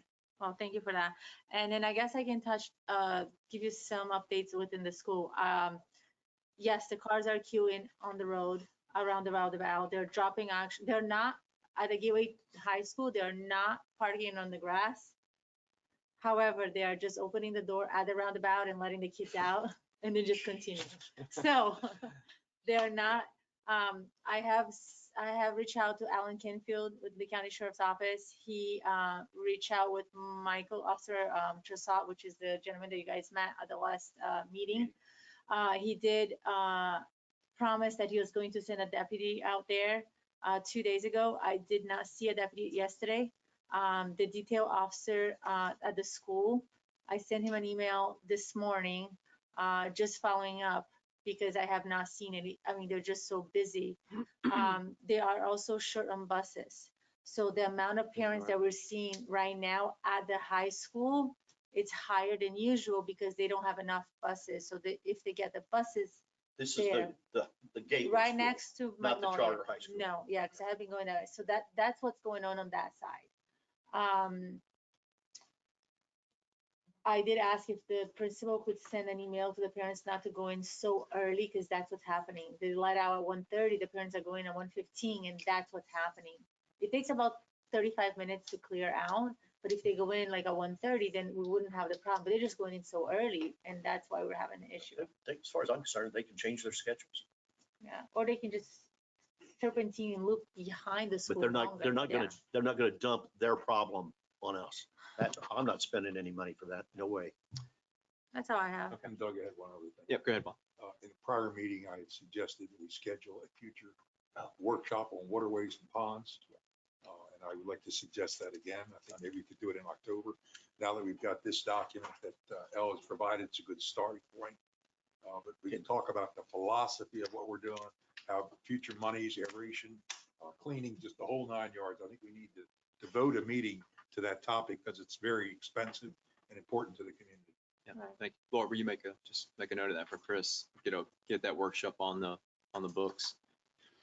And Dave, Quicker than later, because we're gonna be getting go-aheads on the bathymetrics, and I wanna make sure that we spend money on ponds that we're going to do work Wisely, on, yep. instead of a pond that's gonna sit in the shelf and collect dust. sorry, one more thing. Feedback on the survey that I received, it would be benefit. I had a lot of questions about, they read it, they completed, or right prior to they completed, they call. If we could do a recap, a summary of like, here's the price of everything. So in summary, this would be, 20 million or whatever it is, for 6.8 million, 20 years, if we, do a bond with this interest rate, this, so, around 50. I think that at the end, Of the survey? yeah, Yeah, I mean, and because we didn't I have think that. I think we can guesstimate what operation and maintenance is And gonna be. It's it gonna could be about. it could be really red and bold, like this is total an estimate of, the total amount that's in there, bond, 20 years. Annually, yeah, because I think they read everything and they're like, by the time that they were halfway through it, they're like, forget it. Yeah, what is it? Okay. So, and then 500, I did look, you're right, it's 507,000, 507,500 for a brand new pool over there. Yeah, and that's an estimate. Yeah, well, that's exactly what it is. Yeah. Well, I just pulled up the estimate that they gave us, so, yeah. Well, the problem you got is one of those is a capital cost, and it's on a debt retirement basis. It's gonna be scattered over 20 years. The other one is operation and maintenance, and it's annual. Correct. And You have it's to hit big bucks. Yeah. That's the 300,000. I did put a summary of the survey as it stood yesterday morning in the OneDrive in the supervisors folder, so you guys can take a look at what we had as of yesterday morning. Okay, thank you. I just want to just bring this up. So I don't know the date off the top of my head. I completely forgot about it. But in the next couple of weeks, we're going to have the first high school football game played in Gateway. The 27th. The 27th. I would encourage all of our residents to attend. It's going to be Gateway High School versus Gateway Charter High School. Now, the new high school, I think, will end up being a 5A, 6A. It'll be a large school, but the first couple of years, they're going to operate as a 3A school, which puts them in the same kind of conference, or at least playing with Gateway Charter. So we will have the first opportunity ever in this community to watch Friday night under the lights football, high school football in Gateway community. The north and the south. Great for our friends over in Pelican Preserve who may not have grandkids that are close that would like to be able to go to a game. I just encourage everyone. Yeah, I just encourage everyone to go and support the high school, regardless of whether you have kids or grandkids here. Normally around 7 o'clock, but I'll find out. There's a flyer. Yeah, we'll find out. But I'm really excited about it. So regardless of your feeling of the high school itself, great opportunity for a date night. You got to park there? Yeah, you can park in that parking lot, not on the side of the road. Park at home and walk. With that being said, again, thank everyone for coming today. We're going to finish up about 4:23, which will give us a little bit of buffer. You can go grab a snack, maybe go have a quick dinner before we come back at 6 o'clock for the public hearing back here. If you can dial in through the go-to meeting if you don't want to come back.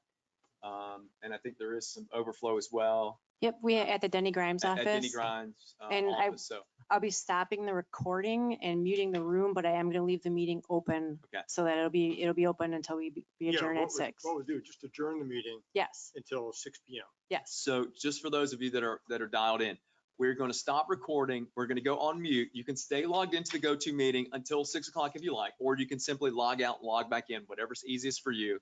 But we're going to adjourn the meeting now at 4:24 and reconvening at 6 o'clock. So thank you all, and I look forward to seeing you back at 6 o'clock. Okay. This conference will now be recorded.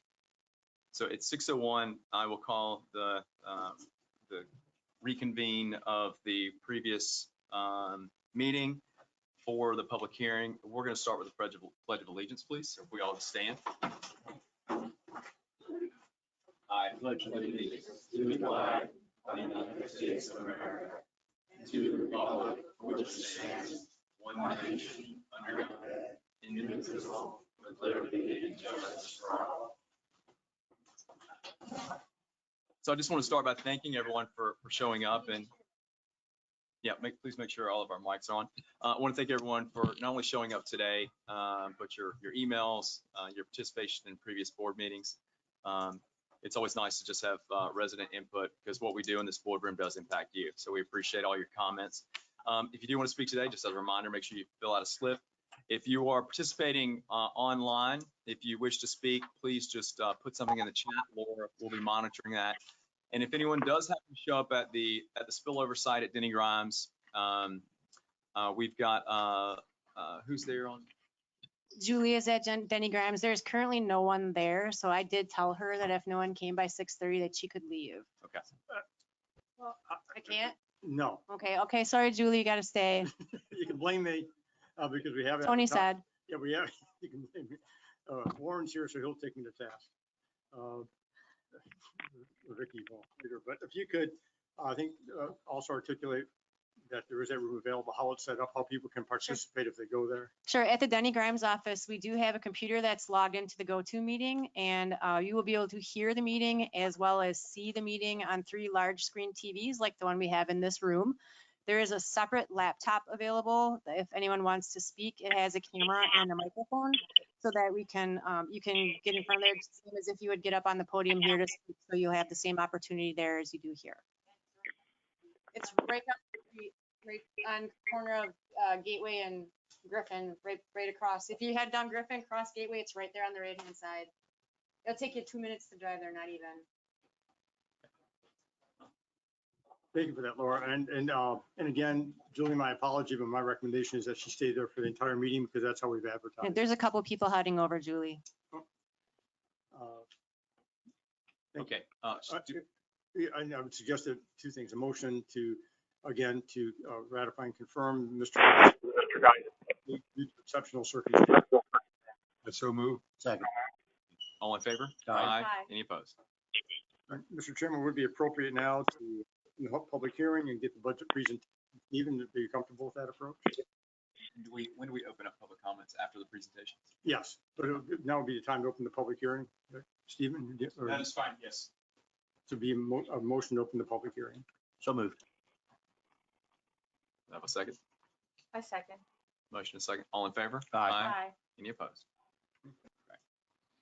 Okay, so we will do presentations and then we'll do public comments. Yes, in the agenda packet, and I'm not sure if still Laura or Stephen's thunder, is the proof of the notice of the public meeting and the public hearings on the budget and the assessments, affidavit of publication from the Fort Myers News Press.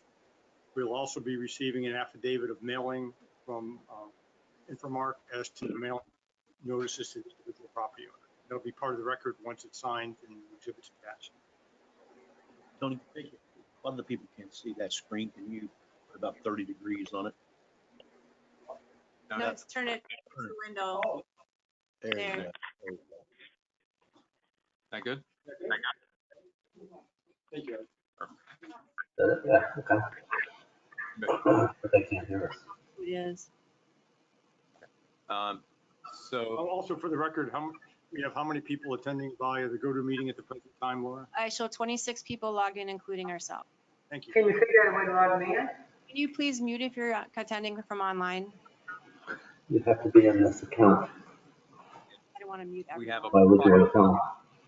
we have approximately- I'm not interested. Oh, we have approximately 30. I can put you on the other. Well, I'd have to sign you up for this for 14 days and they start charging. Isn't there a sign up? Don't you just click on the and sign up? Please put your phones on mute. To share or something? That's people. People have arrived. So how do you,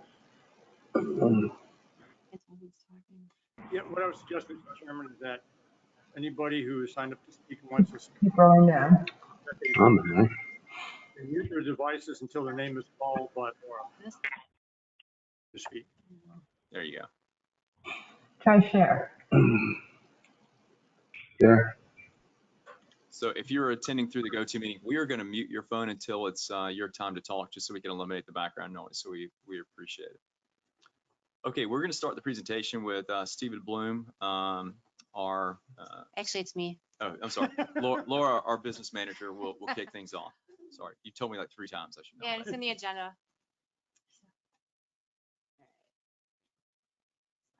All right.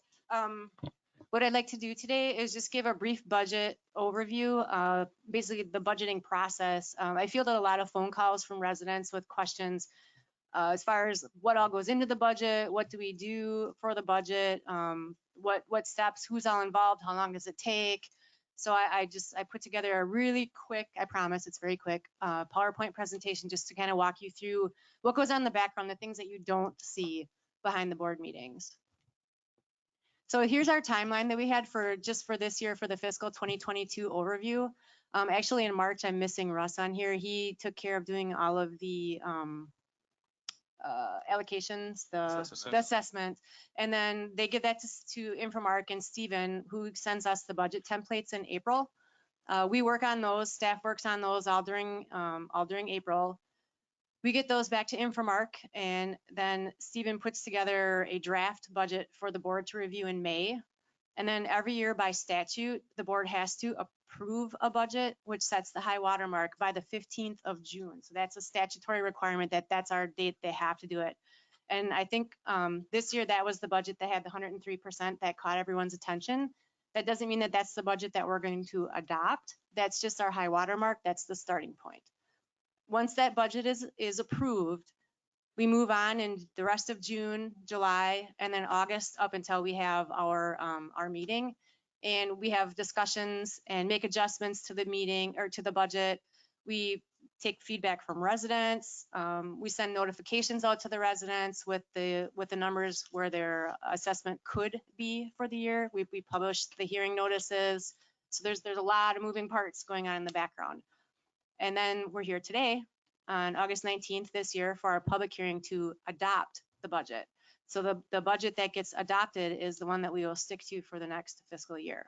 And then we have, I will have the budget posted if it's adopted today by the 31st of August. That will be on our website. So this is my Microsoft project worksheet that I had to keep track of all the moving parts and pieces. I'm not going to run over the specifics on it. This is just the previous page is a summary of what's all on this sheet, just so that you can see how I was keeping track of everything. So how do we determine what numbers go into the budget? Mainly it's historical data. There are things when staff comes forward, the board always asks every year, what needs to get done? What do you need from us? What projects do you want to work on? That's where those numbers come from. We also look at the financial impact of the assessment on the residents, which in the adopted budget was high this year, but that is all taken into consideration when we put the budget numbers together. So how can you get informed or get involved and stay informed? You guys have been awesome since June. There's 5 ways that you can do this. Attend the board meetings. You're here, you're online, you're in person. Talk to your HOA president. We've started some HOA presidents councils meetings. We're getting together once a quarter. Talk to your HOA presidents. They'll bring those things forward to the board. They have an opportunity to meet in a small group with our board once a quarter and discuss concerns that are going on in the neighborhood. Email the board. Email our customer care mailbox. Those things all get sent to the board or addressed by staff members if there's something going on.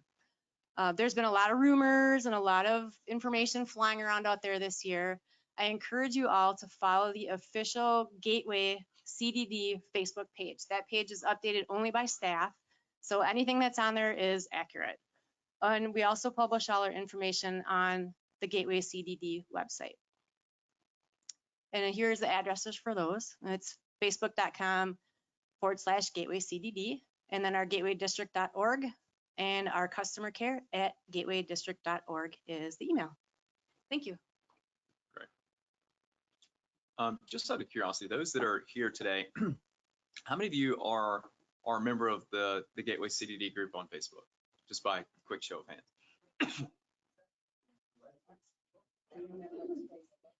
It's the Gateway CDD group on Facebook, just out of curiosity. Okay. All right, we will move into, Stephen Bloom's gonna give a brief overview of the budget. He is our accounting representative from Infomark, our financial consultant. Thank you. Good evening, everyone. I'm going to piggyback a little bit onto what Laura talked about and then provide you some summary numbers on where the current budget stands. And I'll explain that a little bit more so that you can kind of get a feel for what is going to be potentially adopted and discussed about tonight. So as Laura mentioned, in June, I think it was June 10th, the board approved, and the terminology is approved a budget, and we always call it the high water mark. So again, from that standpoint, the board can only reduce assessments. You can't go higher than what was approved at that particular meeting. That budget is what was noticed to everyone. That is the high budget that you've probably seen. Since that period of time, through the board meetings, staff, and committees, and through all kinds of other discussions, the budget has been changed. And right now, the general fund budget was reduced by approximately about almost $4 million from the version of the budget that you've probably seen, the approved version. So if you go down, I'll give you some page numbers on here as we go. Let's start with agenda page 60. So this chart gives you very top level a look at where the current year budget, which is fiscal year 2021, and compares it to the spending that is in the 2022 budget. And it does it for each of the major operating funds. So to give you some context, the budget that is in this agenda has a 0.2% increase compared to 2021, or about $9,000. So as I mentioned, the budget went way down. So after everything that was taken out, the current budget is only $9,000 higher next year than this year. And that's for the general fund, the main operating fund.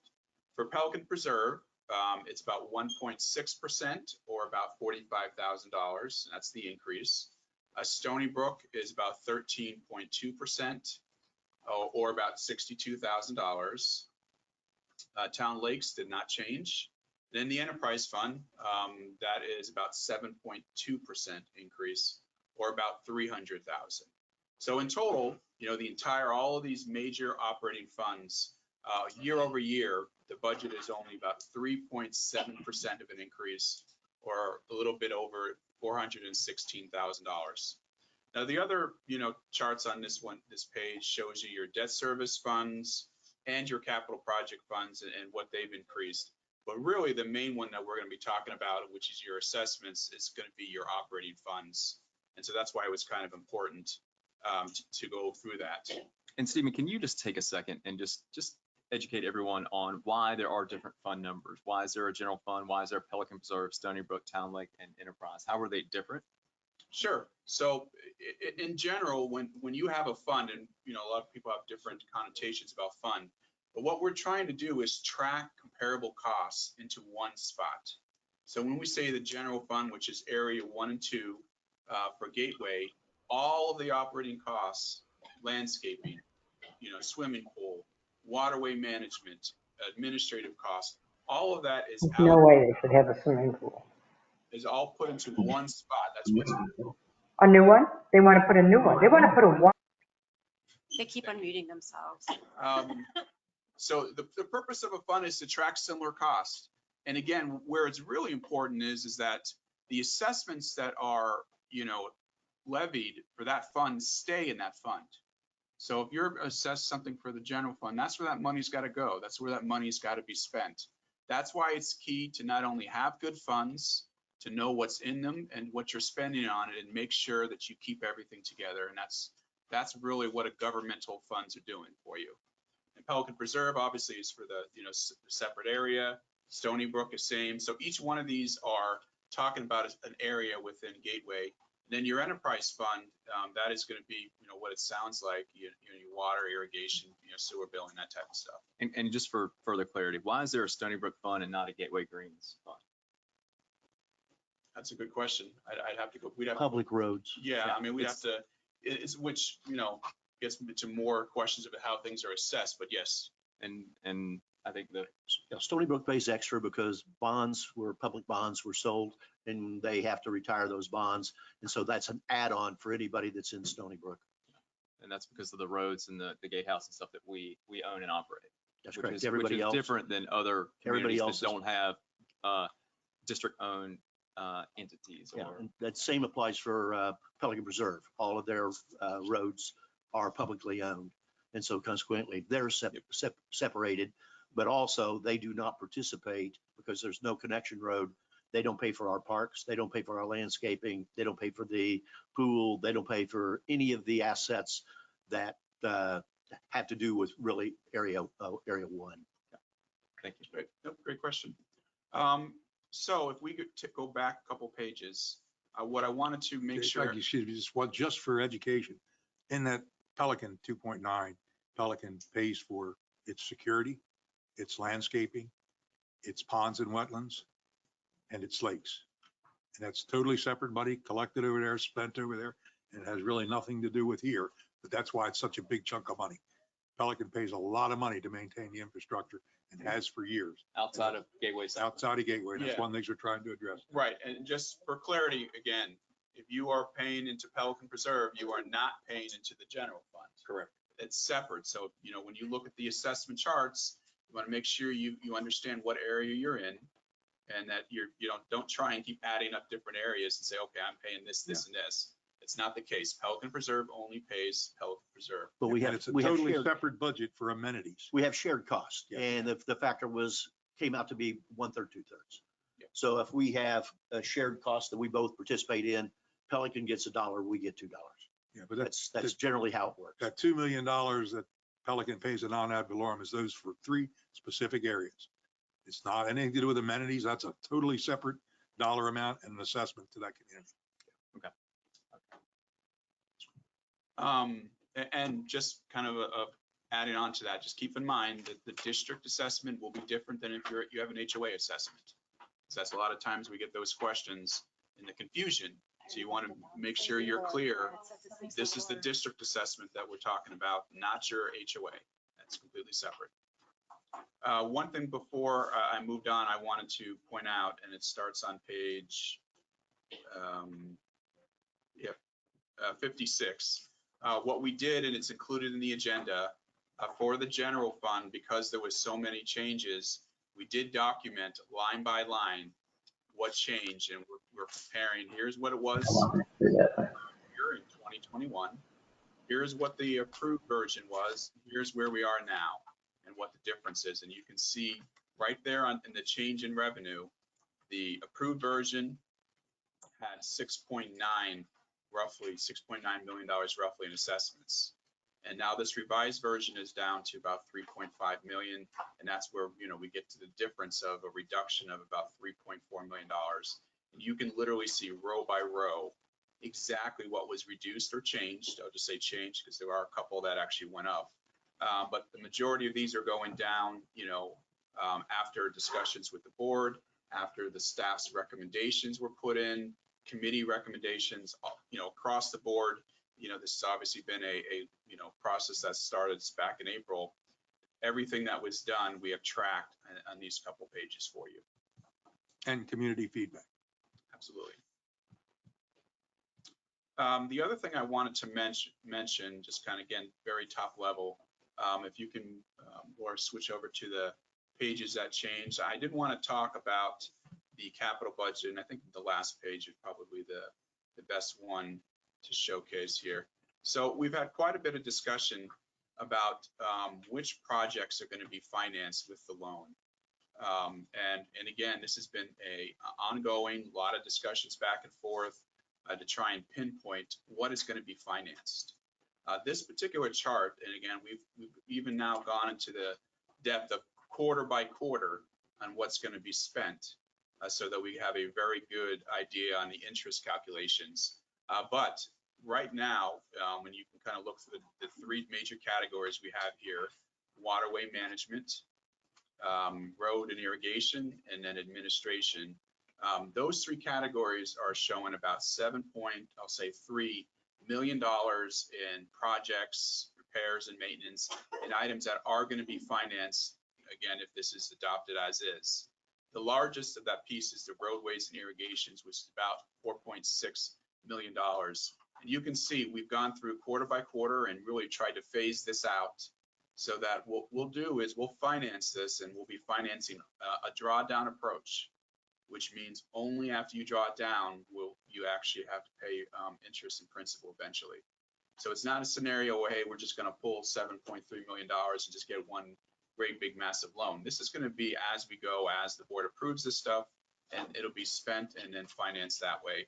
But it is important. This has, you know, been a living document to make sure, you know, everyone is comfortable with what projects and what different repairs and maintenance items are now been included on here. And again, this is after discussion board, you know, everything we said, this is kind of where we are, and it's a big part of this particular budget to make sure everyone is clear with that.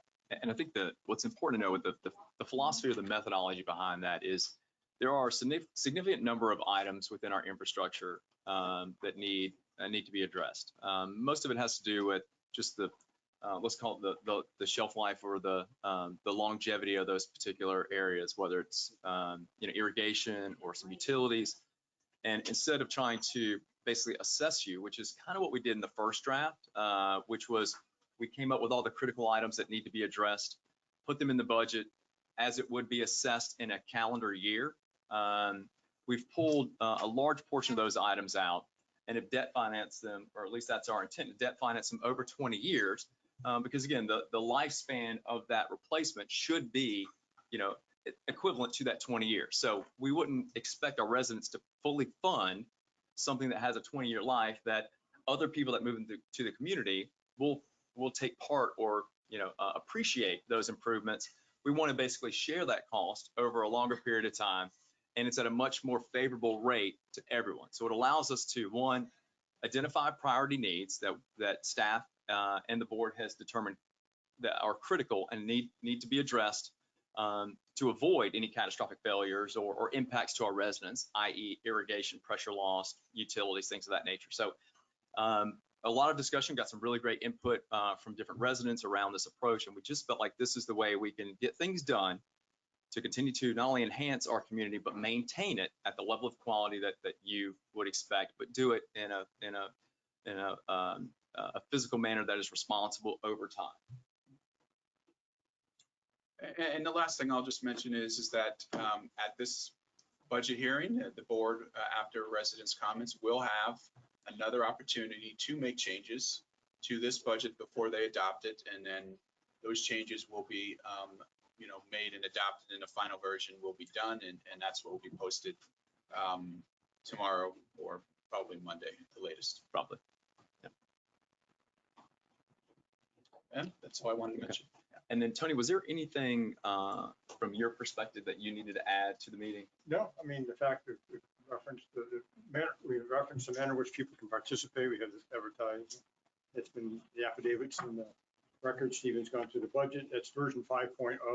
5.0. The version that was posted, I think, last Friday, my recollection. Yes, it was posted on the website, and the link to it was also posted on our Facebook page. I think, Stephen, the people here want to see the page that shows the numbers. I think that's what everybody's here for. And we didn't show them that. I think we need to show them that before we turn it into questions. And then I think also we have Russ Wire. We have Russ, and then we'll have public comment after Russ. Yep. Should I go the right one? This is Russ going to make that presentation? Yes. Okay. On a board book. Yeah, we do have Russ.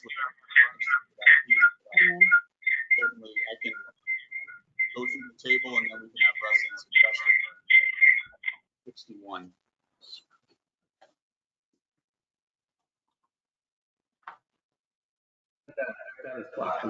Please enunciate. This person keeps unmuting themselves.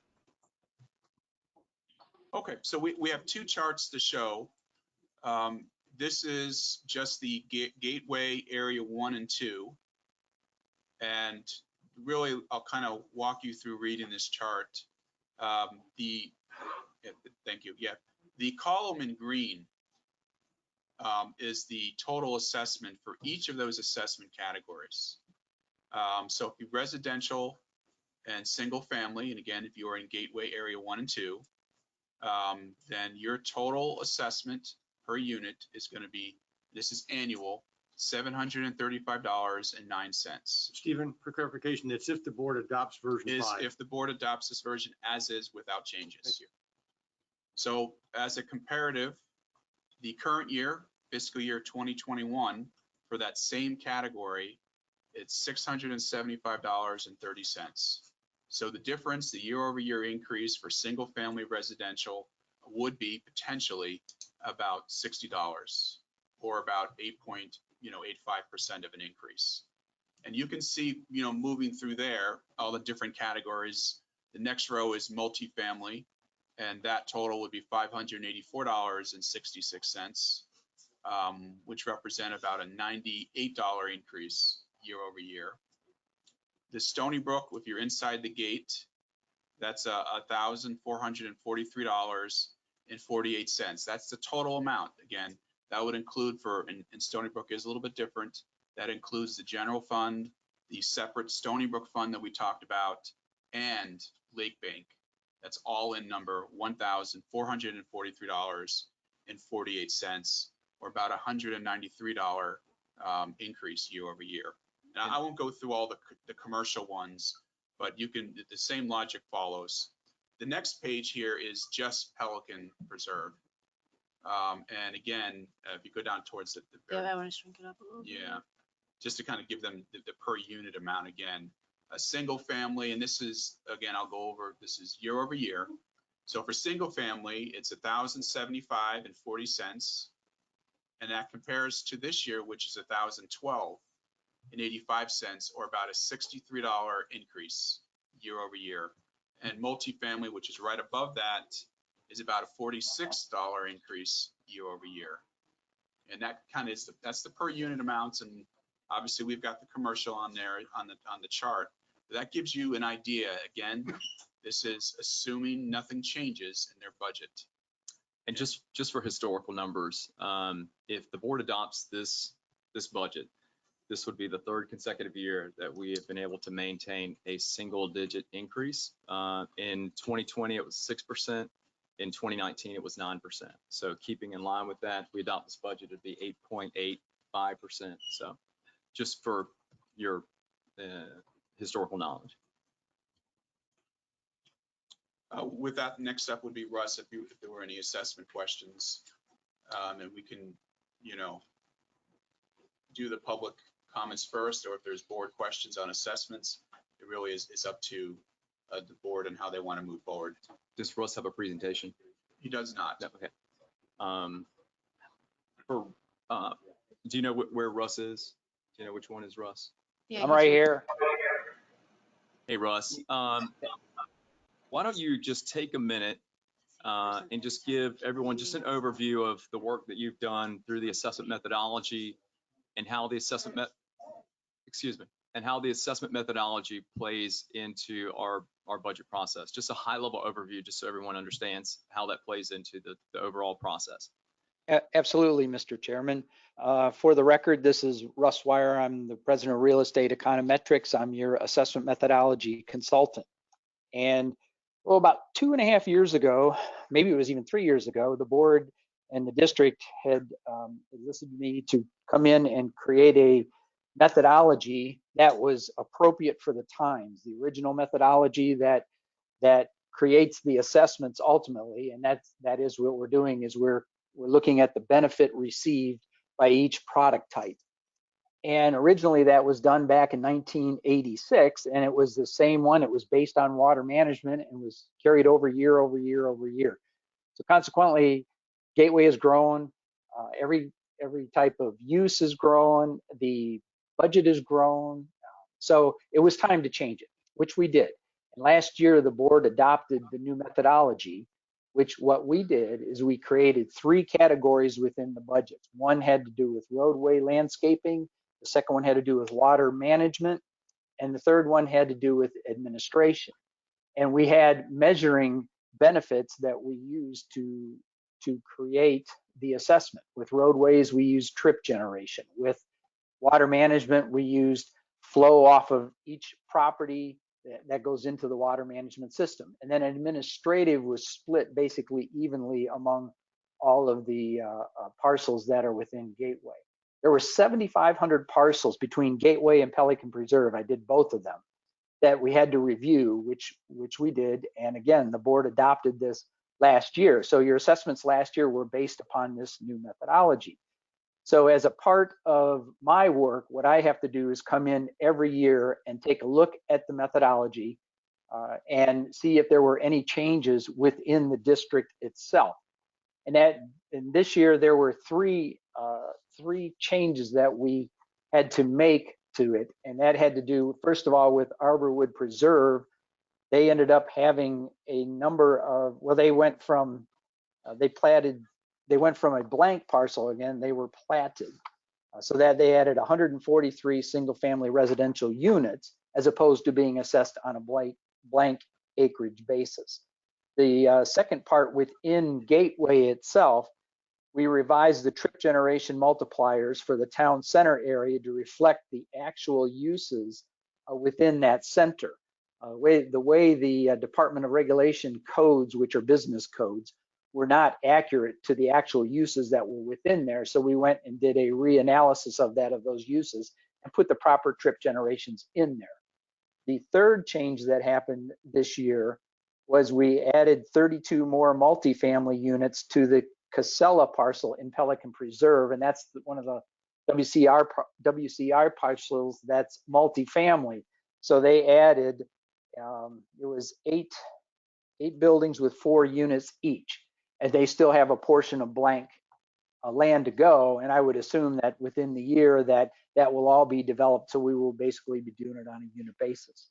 Once that was all done, and I presented this back to the board in April, those were the changes that we made, and it was adopted that those changes were incorporated into the methodology. The second part of my work is when the budget is prepared and sent out, I take a look to make sure that all of the line items in the budget, each of the line items, based on whether it's a roadway or whatever, and I make sure that they fall correctly within those 3 categories.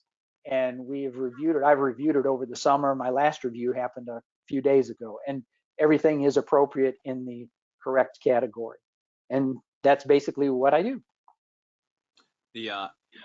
Put it quite simple. The methodology that we had was over 20 years old, and it was outdated. Did not represent the growth and the current environment that Gateway has. The new methodology is fair, equitable, and defendable. Every year it's reviewed. It was 35 years before you did one. Now we're saying it's going to be done every year?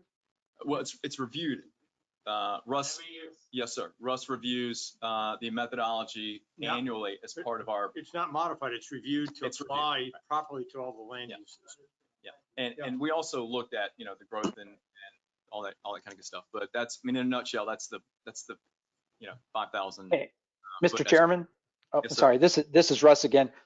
Part of my review is that we have blank parcels within Gateway. There aren't many left, but when they change over, we have to put them in their proper category. So the assessment methodology is reviewed and updated to allow for the new uses that happen on those parcels, or if a parcel changes. That's basically, we don't do a whole new methodology. We just revise it and bring it up to date And Russ, correct me if I'm, or maybe one of the board, but we have how many parcels left to fully build out? About 850. 850, parcels left to be completely developed, and then we are out of room. So we will continue to look at the assessment methodology and modify it, as we go forward or as things continue to get built out. Thank you. Any questions for Russ? Yeah, I have one. Russ, this Yes, is sir. Bob. Yes, sir, Mr. Gifford. 2 golf courses, the one in Pelican and the one in Gateway. The Pelican golf course increase was $21,137, or 6.2%. But at the same time, the Gateway went down 17.8%. I didn't understand the big difference last year in 21, and this baffles me even more. What's the logic behind those 2 not running in tandem? Mr. Geppert, I would have to take a look at that. I would assume it's based on the budget numbers because you have a different budget number over there than we do than they do at Gateway. So I would have to go back and take a look to give you an answer. I would appreciate some separate follow-up on that. It's the because predominance of the money that went to waterway management, where the golf course has had exposure, is a small portion of our increase in Gateway. The one that's the big one is roads. That took the big cost. And so consequently, an 18% reduction is still a significant reduction. versus somebody else going up 6%. So I guess I would just like to understand it better. Thank you. Yes, sir. That latter one, Okay. Thank you, Russ. If there's no additional questions, we will go move into public comments, and then we will proceed from there. So Laura, if you'll just start at the top. Sure. I have Roy Adams from Bristol Park. He has a question about the assistant district manager position. And he says we should hire more wrench turners and that Gateway needs more fixing and less talking. If you'd like to step up to the podium, please.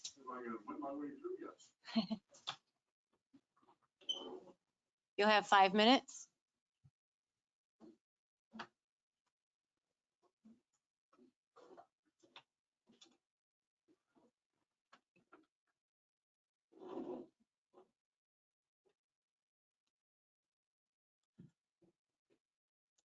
Basically, in the budget line, I saw $250,000 put out for, I believe, a combination of salaries and a new assistant district manager post. Is this going to be subdivided further so we know who's getting what? And do we actually need an assistant manager post? I would wonder if the current district manager has asked for it, or is this something that's being added by others? The current district manager last year was well over 500 hours of time spent that he couldn't take his vacation. We need help. When we need a succession plan.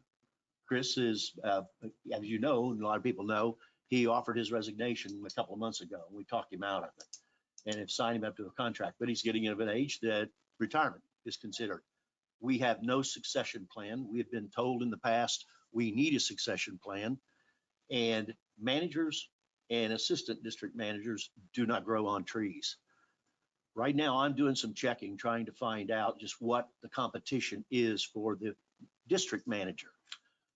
And we're looking at 165 to 185,000 what Chris's equivalents are being paid in other communities, CDDs, like CDDs. We're paying 124. Assistant managers are running 135 to 145. We're advertising 95. Again, these people do not grow on trees.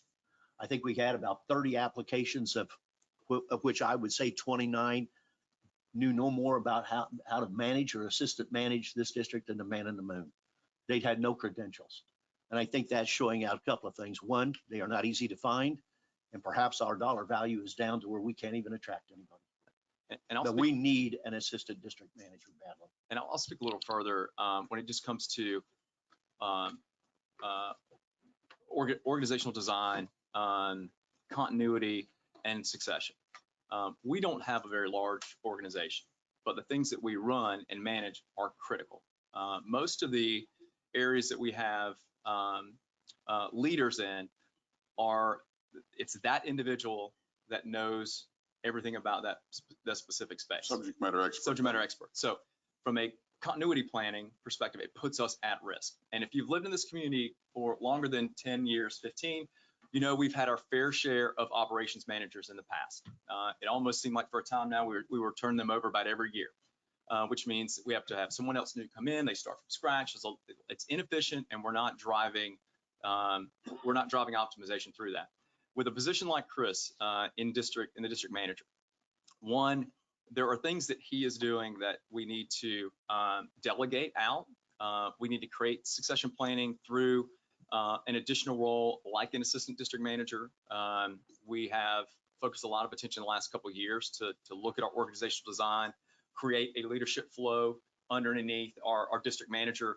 All of our managers, whether it's business manager, utilities, public works, have already begun creating their own succession planning within their verticals or their functional areas. So it's something that we need to address in order to maintain continuity within the organization. So in the event that someone leaves, you know, God forbid it's someone like Kenny in Utilities who has been an asset to this community and, you know, really responsible for all the improvements and the things that we have done. So it seems like a lot when you put a price tag on it, $80,000 to $100,000. But in order to do the things that we need to do, have the continuity, have the succession planning, it's really, you know, it's a small price to pay for quality and optimization and just overall efficiency. Now, the other 250K, or the 250K includes the assistant district manager and proposed increases for other salary. Now, we don't have exactly what that amount's going to be role for role. We've put in an amount for us to go through and provide, whether it's performance-based or merit-based increases. Because if you look at staff, on average, they're working probably 20 to 30% over capacity. You know, they're working a lot of overtime. There's just things that they do. So we need to, one, keep up with market trends. And today, believe it or not, it is 30% more expensive to hire someone today and to maintain them than it was a year ago. A lot of that is just due to COVID environment. People are getting back to work. It's harder to find individuals, and companies are having to pay for that skill set. I know it because that's the business that I'm in. So we're not just willy-nilly handing out money to everyone and giving flat increases across the board, but we do want to incentivize people to stay here, to grow with us. You know, we're investing in their continued development. We're investing in their, their growth within Gateway. We want to keep them here. Last thing we want to do is train someone for 2 years, and we've seen it happen over the last couple of years. Train them for two years, and they get eaten up by the city of Cape Coral or Fort Myers or some other municipality. So we have to invest in our people, but we have to do it reasonably, and I think that's what we're doing. So you're looking to retain people with institutional knowledge of the Gateway? Yes, absolutely. Sir. Yes, sir. Okay. Yeah. Well, that clarified things. Thank you. And also to that, we're giving opportunities for cross training. So, people will learn multiple skill sets. We're growing them. The things that we've done from a staff, and it's not transparent as much as I would like for it to be, but bringing things in-house, like people that can lay, concrete slabs, that can do electrical work, that can do the things that we have historically gone out and paid 2 and 3 times more for a vendor to do. So building that internal capability makes us more self-sufficient, and we do it at a much lower cost. And it's better quality, to be quite honest. So it's a really great question. And it was a little misleading. We put 250 in there. Not everyone understood it was for a multitude of things. Okay, thank you. Yeah, okay, thank you. Yeah, it was a little, yeah.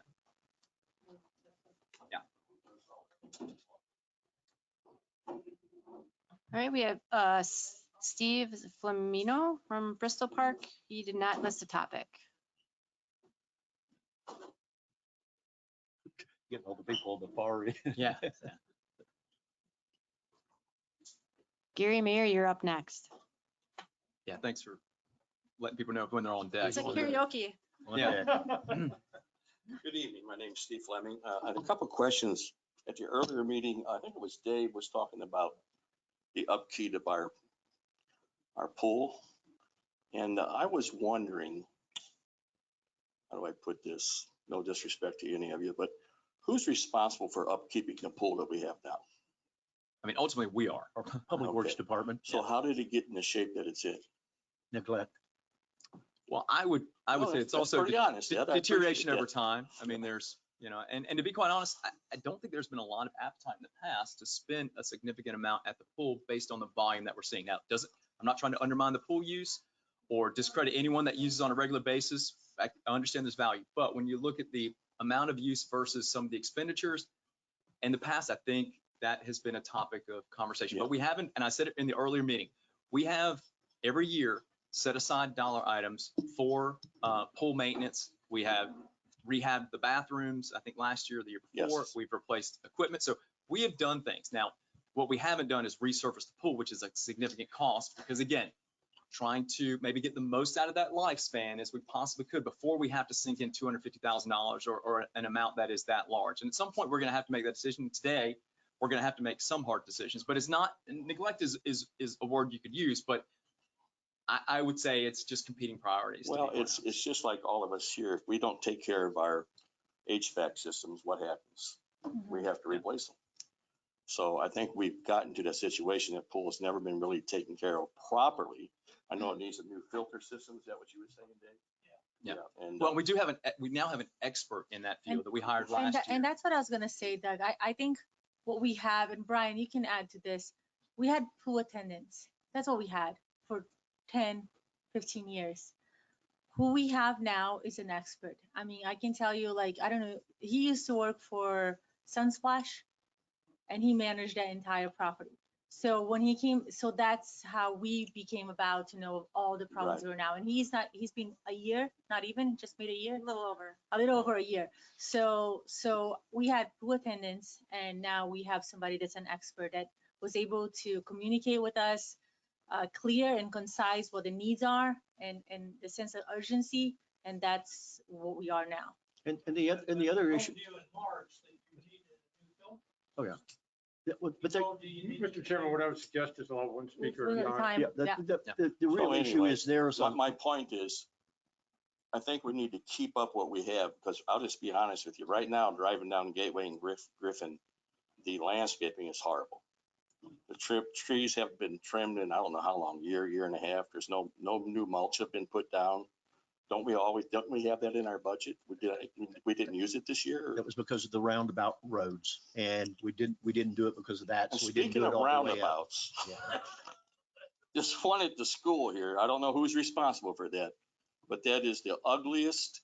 There's weeds growing, the trees are already dying. Who's responsible for those? That's the county. So we keep pressure on the county to that is- maintain I that don't think they landscape. put in Now, a they tried weed to hand it block over to down. us, and we said no.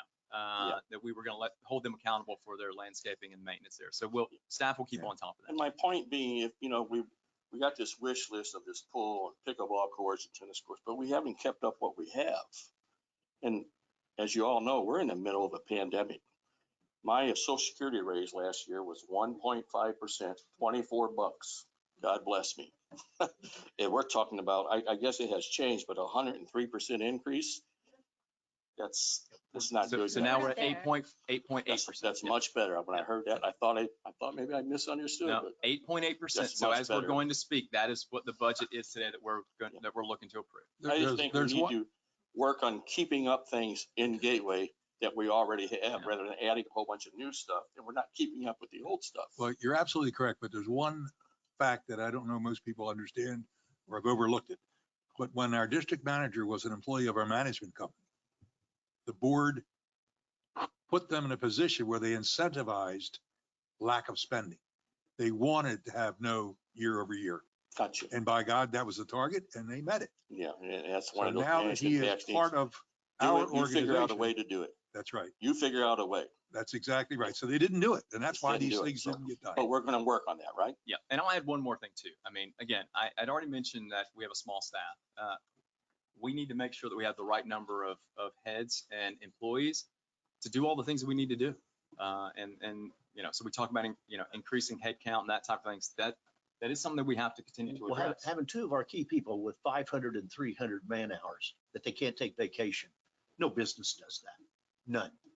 None. You won't keep them. You won't keep them. So we've got to get some replacements, and we got to get some rewards to those that are the critical. No, there's nothing, positions. the section plan is a great idea, because I worked for a company for 43 years, Sure. and we kind of fell apart because we didn't have a section plan. Yeah, right. But on the pool, there is a major decision to be made, because there are a lot of people in this community that do not use the pool and they don't want to pay for it. And Well, so that decision is yet to be made. I think there's a lot of people in the community too that already have a pool. Heck of a lot. Yeah. I hate to cut you off, but that is your time. We have Okay, thank a lot more. Thank you. Thank you very guys. much. I appreciate it. Okay, Laura, who's? Next, we have Gary Mayer from Bristol Park. He wants to talk about palm tree trimming, pool and park project, and water, sewer, water pumping. And Dan Sheldon, you are on deck. Good afternoon, ladies and gentlemen on the board. Thank you for your time. It's good to be here, see everybody participating. Some of the questions I have was the management, and we're kind of reiterating, and I've got some of my answers already.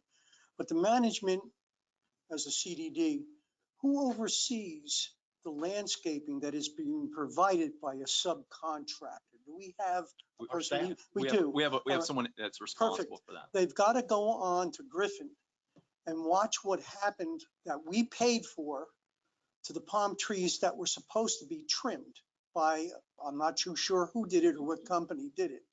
However, they're an eyesore. It is an absolute problem waiting to happen. And I'm talking a critical problem for a person jogging, walking, or a car driving. They have trimmed those palm trees and left pieces this big hanging underneath this pineapple that they cut from the leaves. They continue to fall every day. we get a true wind coming through Griffin on a good windy day, some jogger or a car is going to end up with a critical problem. I think you guys should have your landscaping person go out there and take a look.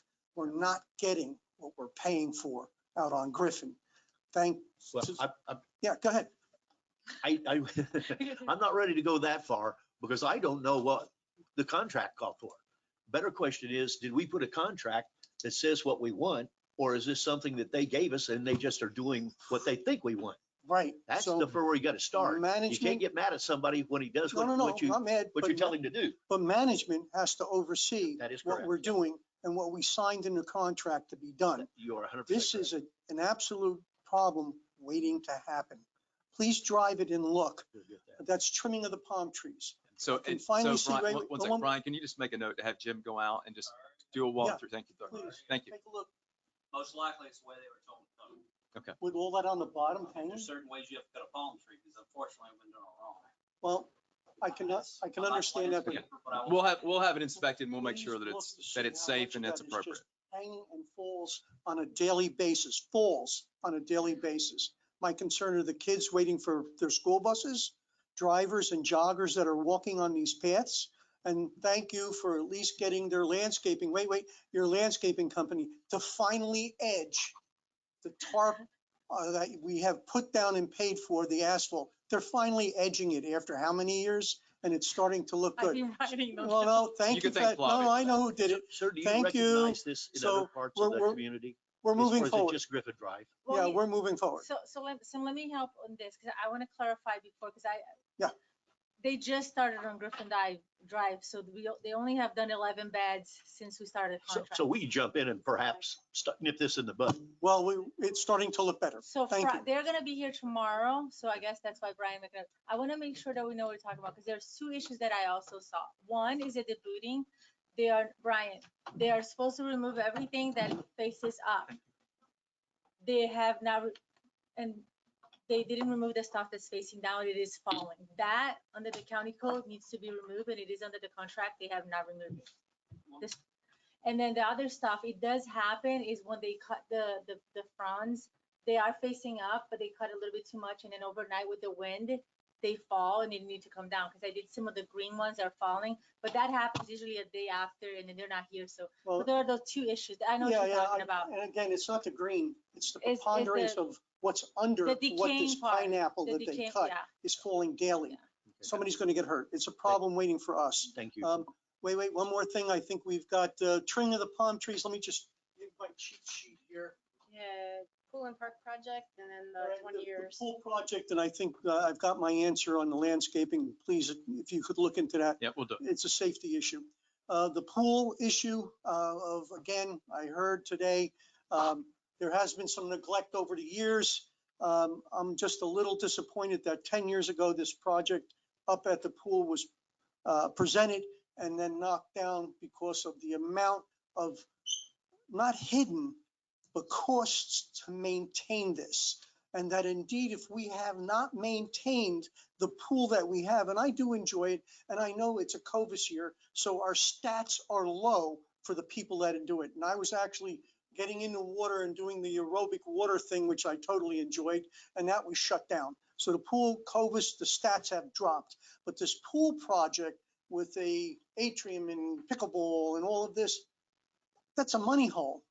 That if we can't continue to keep what we have, that wonderful pool that has been neglected, and with an upgrade and this person that's coming in that's going to maintain it, thank you. But what are we expecting to happen? The basketball courts, and I'm just talking from an overview, draw flies, and I'm not pointing my fingers, but who's going to keep up with who's using all of these facilities that are basically open to the public? You're right at the end of Lehigh coming in, and I see it already coming through. It's a drag strip to get to the 7-Eleven. Thank God there's a rotary going in there. Downside is traffic control with the new entrance to the new area, but that's not what I'm talking about. It's the pool project. That should not be considered a go-to. Inner structure. Let's keep it factual. We have an antiquated coming up irrigation system. We have water treatment plant that is looking to the point of, did we really keep it up? If we didn't keep the pool up, did we really keep this going?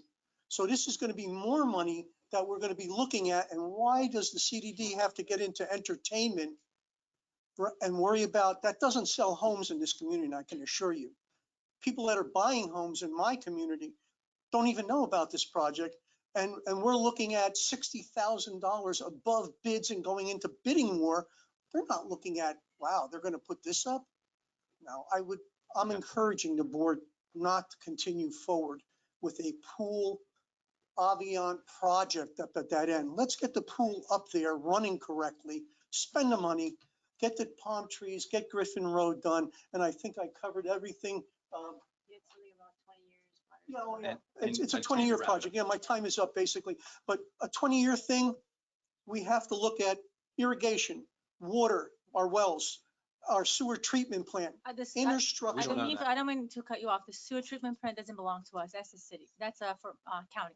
What's that? That's the county. That's the county. But shouldn't we be looking into all of this? It's the county. All right, so we're not going to look. We don't want to pay for it. No, for what? The county owns the The wastewater county- treatment yeah. plant. All right, what about our water and wells? The lines are all ours. Yeah. Sewer lines, water Sure. lines, irrigation How lines. about the storm drains? That's what we've been That's we've what been doing that. That's what we've been And doing. the swells. Let's go for 20 years on that. We will Because be. we have a swell in our project that if you stand in the easement right away to the road and look down into the drain, it's totally filled with maybe 3 years worth of water bottles. Stuff that has flowed in that well is now into that area. We're trying to budget for all of that. Yeah. That has So not been done for 20 You answered years. my questions, and Yep. I thank you Thank for you your very time. much But for your time. to say, don't go 20 years and try to sell this pool project. We need to stay with not entertainment. We need to get the pool running that we have and not entertainment. Okay. Thank- Stick with what we need, infrastructure. Thank you, and thank Thank you, you. board, for everything. And thank you at the end over there for getting Griffin starting to look where it's decent. Thank you very much, board. Thank you. Okay, next we have Dan Sheldon and James Brand. You're on deck.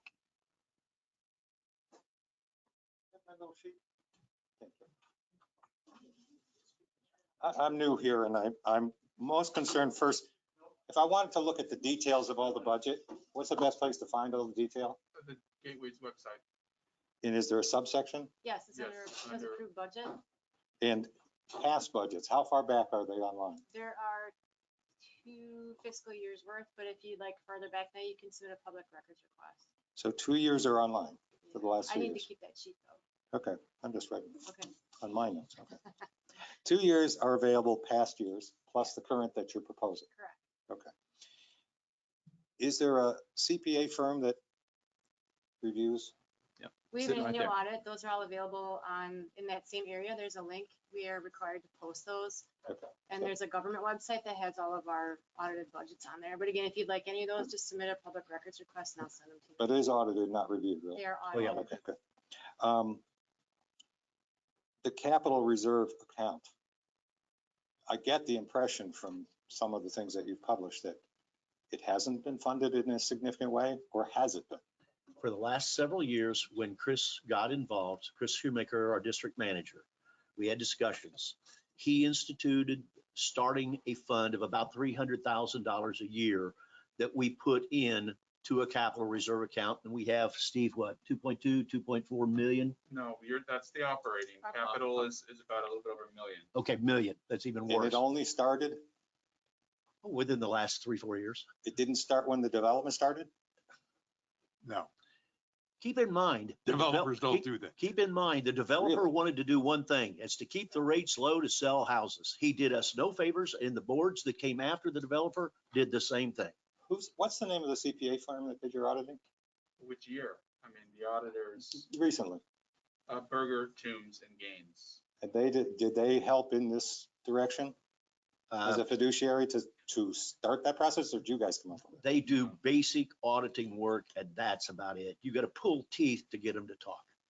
No, that's not part of their scope. Not to once observe did an study. auditor say a word. I've been here a long time. Not once. And they said, you all got to have a capital reserve. Not once. You're kidding. Or you have to be consistently adding to the capital. Or you have to be adding, well, you need a professional to do a capital reserve if you're going As to do it. incredible as that sounds, that's the way it's been. Amazing. That's the way it's been. Welcome to Florida. But a lot of you people have moved here, right, from other places where there was such a thing? I'm just stunned. Thank you. Well, welcome to our pain.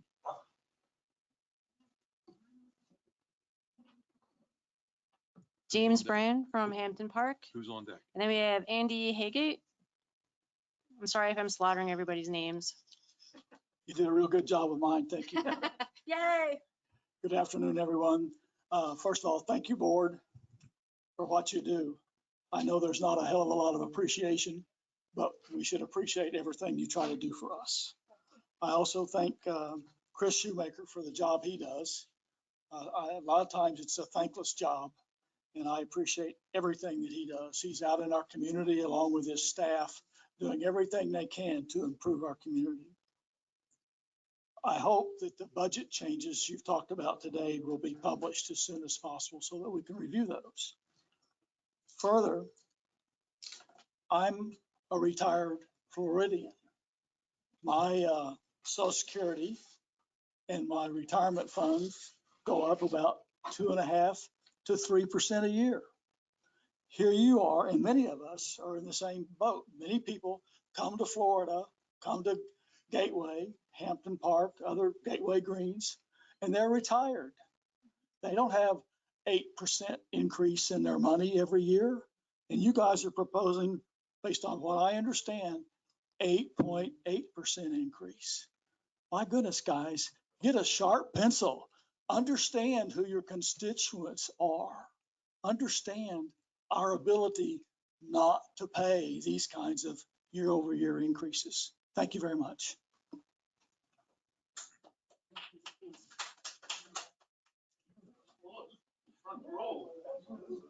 Okay, let's keep it rolling.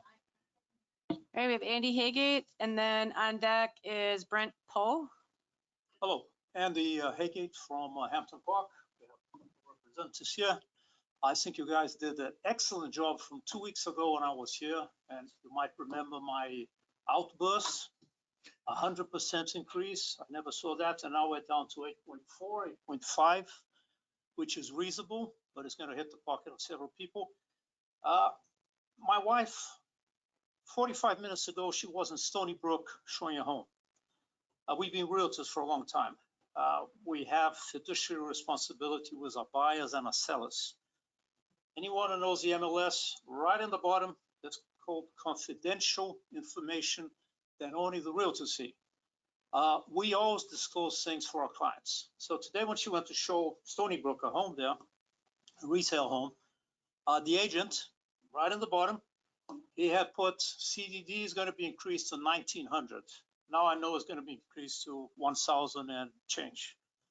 But the last 2 months since we started with this, 5.5 project for the park, that's all out there. And then we had the CDD increase, 94, 100%. Now we have 8.5, which is reasonable. And I think you have a whole bunch of stuff to do. Everyone wants everything done, but they don't want to pay for it. But when you look at the last 2 months in social media, in Facebook, and we say, well, that is irrelevant. It's not irrelevant because the news that's coming out the whole time is Gateway became an expensive place to live. And with the roundabout and the school in the back, a lot of people don't like that. That's not our issue, but the buyer's issue, people that are looking into, they're looking at the CDD, they're looking at the HOA, which is going up too, and they're looking at the value of homes. Value of homes, you cannot do anything.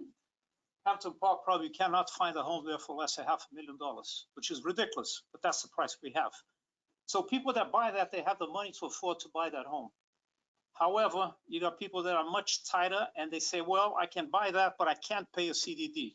I used to pay a CDD 10 years ago and it was 1,700 and it went up a bit. But when we moved in, we knew that it was a golfing place with restaurants and all that. So the concept right now in the market within my 5 minutes is that Gateway, which was very agreeable, nice place to live, nice trees and all that, we suddenly became an expensive place to live. So my comment is just when we put all this news out there, and you have to put it legally, I guess, and people start reading, this exponentially goes out on the market. And this realtor, he put that to CDD, and my wife, I told her, I'm going to the meeting, I'm going to find exactly what's going to be the adopted budgets. I hope we have this in the website Monday, but we have to tell our client that it's not 1,900 for Stony Brook, it's 1,000. Well, now wait a minute, let's apple. I don't like apples and oranges. And this is what these blogs are doing. They're not telling the truth. Stony Brook is not comparable to the rest because the Stony Brook rate adds in Yeah, their I own understand rate. this after the So the explanation other you gave. communities, Yeah. like where I live, Yeah. Gateway Greens, we pay not only the 735 that's proposed, we pay 480. I know. So you got apples and apples. Yeah, again, I'm talking about the perception in the market for buyers. When you start reading and seeing news that Gateway became an expensive place to look. Why? Because we're increasing this. So at least I know that Stony Brook is 1,000 just above. How much is Hampton Park? 740? 750? Everybody's the same except Stony Brook. They have a different one. All of us have the same. Okay, so I think you guys did a great job from 2 weeks now. I mean, that budget increase was just humongous. And about the park, we don't need any park. I'm a swimmer. You have Monday and Thursday in the pool here. You have the group. Seems like quite a big group of people that do the aqua. I swim laps and a couple of other guys do. I swam in all the pools you have in this area. I've swam in all of them because I live at different places. This pool is not bad. Needs some cleaning and all that, but we have a good pool here. And I don't think we need pickleball and tennis, all that. If you want that, you can join any association you have. Yeah, to put in the basketball. So that's what we did in Hampton Park. He's a pickleball player. Here's the problem. I got 100 people sending petitions to me that want pickleball and thinks just the opposite about the pool. I think that people that want pickleball, join Pelican Preserve. You have the courts, or Hampton Park. We have a good group that plays here. You can go to But the if we country club start and have a pool. increasing everything, Please, if you're not this speaking. guy's in my 5 minutes. I know he talks a lot, but he's in my 5 minutes here. Thank you. Anyway, you guys did a good job. Thank you. 8% is what we need with all the projects. Thank you. Thank you, Heather. I just wanted to mention that you asked for this version of the budget to be published. It is published. It's on our website and it is on our Facebook page as well. So if you wanted to be able to show those to your prospective buyers, it is available. And for the record, it was on the website since last Friday. Correct. It's been out there since last Friday. So And it's been posted on the Facebook page since last Friday as well. All right, next up we have Brent Poe and then Mary. Yes, you said it better than me. Did Brent leave? Brent Poe. Yeah. My concerns. I need you to step up to the podium, please. You Brent. Oh, okay. I'm good. We're Okay. skipping Brent. Thank We're you. moving on to Mary. She has a question about tax assessments. Who's on deck now? And then Patricia Howell is next. Hello, everybody. I'm Mary Macronakis. I have a few questions. Moving into Hampton Park, I wasn't prepared for repeated tax assessments. Last year it was the pond restoration. Planted all the littles, which caused a big mess. Now we're paying to remove them. It's like, whose idea was that? Whose idea was to do what? Plant all the littles. Plant all the littorals? The littorals are required by the development order in Hampton Park. The issue is there is a place for the littorals in Hampton Park that's defined in the development order. We have a big discussion about that as to what people that have littorals in their yard, the back of their yard, residential property, can do to have them removed if it's not in what we call a littoral shelf. If you live on a littoral shelf and you didn't know you bought on a littoral shelf, I'm afraid your realtor didn't do you any justice. Now, if you like littorals and you don't live on a littoral shelf, you might want to consider moving to a littoral shelf because there's a lot of people who don't want to. My question was, every year on our assessment, we were charged $770 per year for bank restoration. Okay. So No, that's your total assessment. That's not, that's all inclusive, your Okay, total so- assessment. Our So one assessment for ponds is we've about already 80 been bucks. increased. This year we're increasing again. Next year, can we also look forward to another increase of God knows how much? Yes, you will every year until we take care of the assets that were absolutely not even any attention directed to them. We've got utilities that are falling apart. We're about 38 so that years brings old and me it's to falling another apart. You're point. looking at an asset value of $50, $60 million. it doesn't last forever. So it brings me to another point. All of those who purchased within the last 5 years, now all of a sudden we're responsible for what should have been done from 1986 on? Remember who you voted for 10 years ago. Maybe the Wasn't next here time. 10 years ago. Here's the problem. Here's the problem. Elections around here haven't been on point on this discussion. Not once in 16 years has there been a discussion about capital reserve and our utilities falling apart. Nobody comes to an election and asks the candidate, are you going to raise my rates? What kind of idiot would say yes? You want to get elected? You tell them what they want they want you to hear. That's politics. And that's what's happened here. Well, and just to answer your question, so there are things that need to get done. The way we're handling that for capital projects is we are funding them over 20 years. So to answer your point, you're not going to pay next year for something that's just, we're going to basically expand that out over 20 years. So anyone that moves into the community over the next 20 years will have to assume some of that responsibility. Now, can't go back and make people pay for things they didn't pay for in the past. Would be nice, but we can't do that. So we're trying to do it Right, that's so fair and we're having equitable. to suffer the and burden keep of our things community- not being Yeah. maintained on a yearly basis. Well, and again, there's probably some oversight that has occurred over the past 30 years because, again, to Ed's point, for a great many years, the sentiment was keep assessments low. I Now, agree with that. so we're trying to fix that, but that does come at a cost. We're trying to, do it. We're trying to be physically responsible, do whatever, a period of time. But we're also 30 years old, so things are gonna hit. So life I is don't gonna want to break. use my time up unwisely. Back to regarding this one person who seems to have all the knowledge, the one person.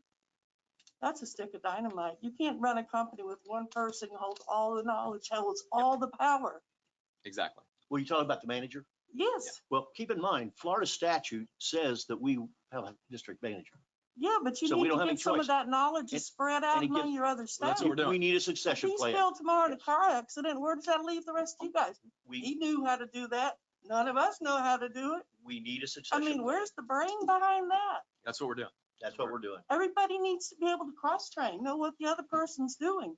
This hand's got to know what this one's doing. Well, when we were changing managers come every year, on. that was very obvious. And I think so that, because I think in 15 years, we went through 17, Laura, I think 17 district managers. I know there was a lot. Operations I didn't count. Yeah, them. Going Operation manager, back to Bill Knight's days. Yeah, it was around, yeah, so It's every quite- I don't time. think it's quite that many. So to your There's been a point, lot. that is our philosophy now. I'll just say shame. It's a shame. It is. It It's a really is. shame. No wonder we're in the mess we're in. Well, again, keep in mind too, We're trying it's to only fix been, it. it's only been 2-3 years since we've pulled the district manager in-house. So that district manager reports directly to the board. It is not overseen by a management It company. used to So be an outside. a lot of employee. changes have taken place in the last 3 to 4 years Looks to like get a us lot more pointed in the right changes need direction. to take effect. Okay, A lot. thank Thank you you. very much. Appreciate you guys getting that budget down because it was absolutely ridiculous before. Yes, ma'am. Absolutely crazy. Somebody needs to monitor the spending and get some better bids out there. We do all that. All right, we have Patricia Howell from Royal Greens and then John, it's a Ruppel?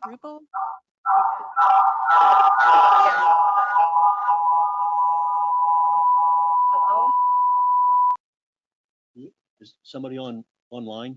It was. I got it. Oh, she's Oh, trying to This talk. is her. Looks like she's trying She's to trying talk. to talk. Sorry, Patricia, you got a lot of feedback. Is that her? Yeah, Here? she's trying.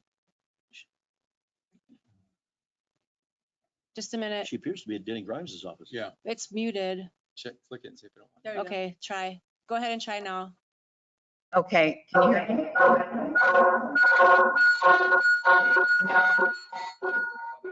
The laptop. Try and turn off another mic. Is that better? Another mic. Echoing all through.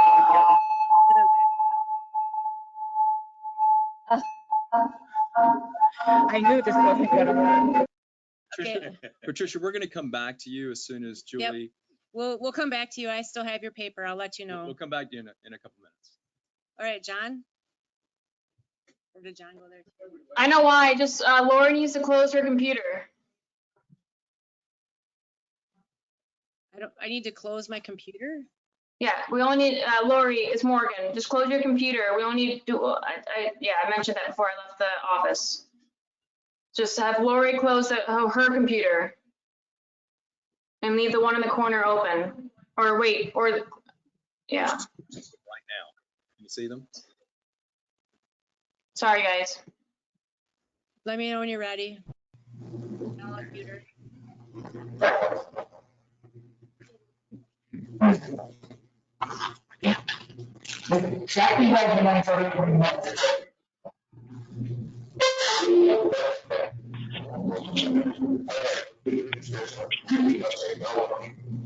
But there's one before that. Anybody else in the room here that we can get rid of? There was John, or did John go there too? I would like to Okay, Thank you. thank you. All right, Julie, I can see you. There's a login under Morgan Grimes and you're not muted. You were muted, you're not muted right now. Julie, will you just say hello? We can check the. Yeah, she's frozen. All right, we're gonna have to skip the Denny Grimes office. I have it in my hand. We'll come back to you at the Denny Grimes office. I have 3 people online that would like to. No, the last one was Jeff. And anyway, I have just officially have a sheet that went to the Denny Grimes office. That's the last thing I have like. Okay, I see. Yeah, we're gonna say just plug this in over here if it's a USB.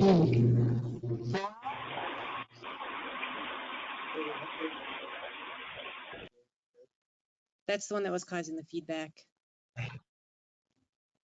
Well, All right, let's go to Rod Senior. I have my list. And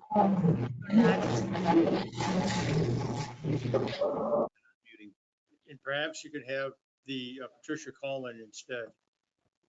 He's not muted. He muted himself. Hey, Rod, if you can unmute yourself and then it's your turn.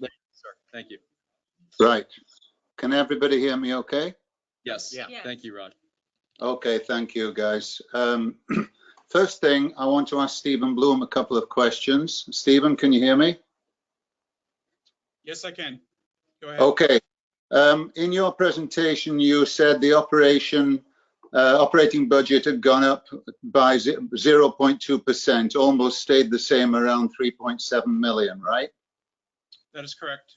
And then you further say that the assessments have gone up 8.9%. Is the difference due to debt service? No, actually, Rod, the difference is in the current year budget, when I'm talking about, which is fiscal year 21, we used fund balance, about $200,000 to cover some costs. We did not do that for next year. So that's why you've got that difference. You got the 200,000 in 2021 that was used for fund balance. And then, for next year, we are not budgeting to use any. Okay, thank you. Cut the cost. We use reserves to cover assessments in 2020. I understand. Okay, thank you for that, Steve. The second question, Stephen, you mentioned that you've taken $7.3 million roughly into capital, which is mainly roadways, irrigation, and stormwater. Is this a 20-year loan at 2.75% that you're getting? Is it a bond? I'm sorry. Yes, and until the validation process is completed, the district will not be able to do a 20-year loan.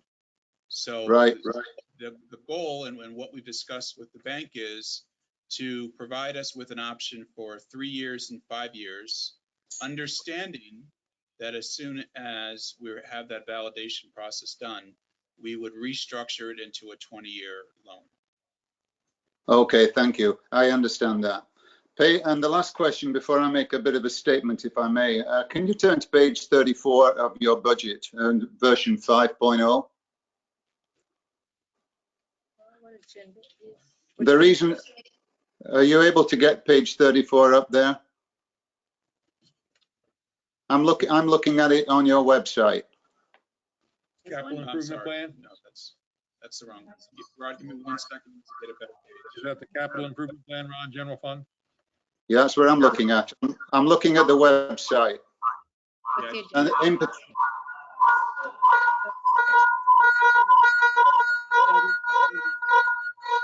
Julie, you gotta mute yourself. Page 93. somebody is looping here. 93. 93. Yes. All right.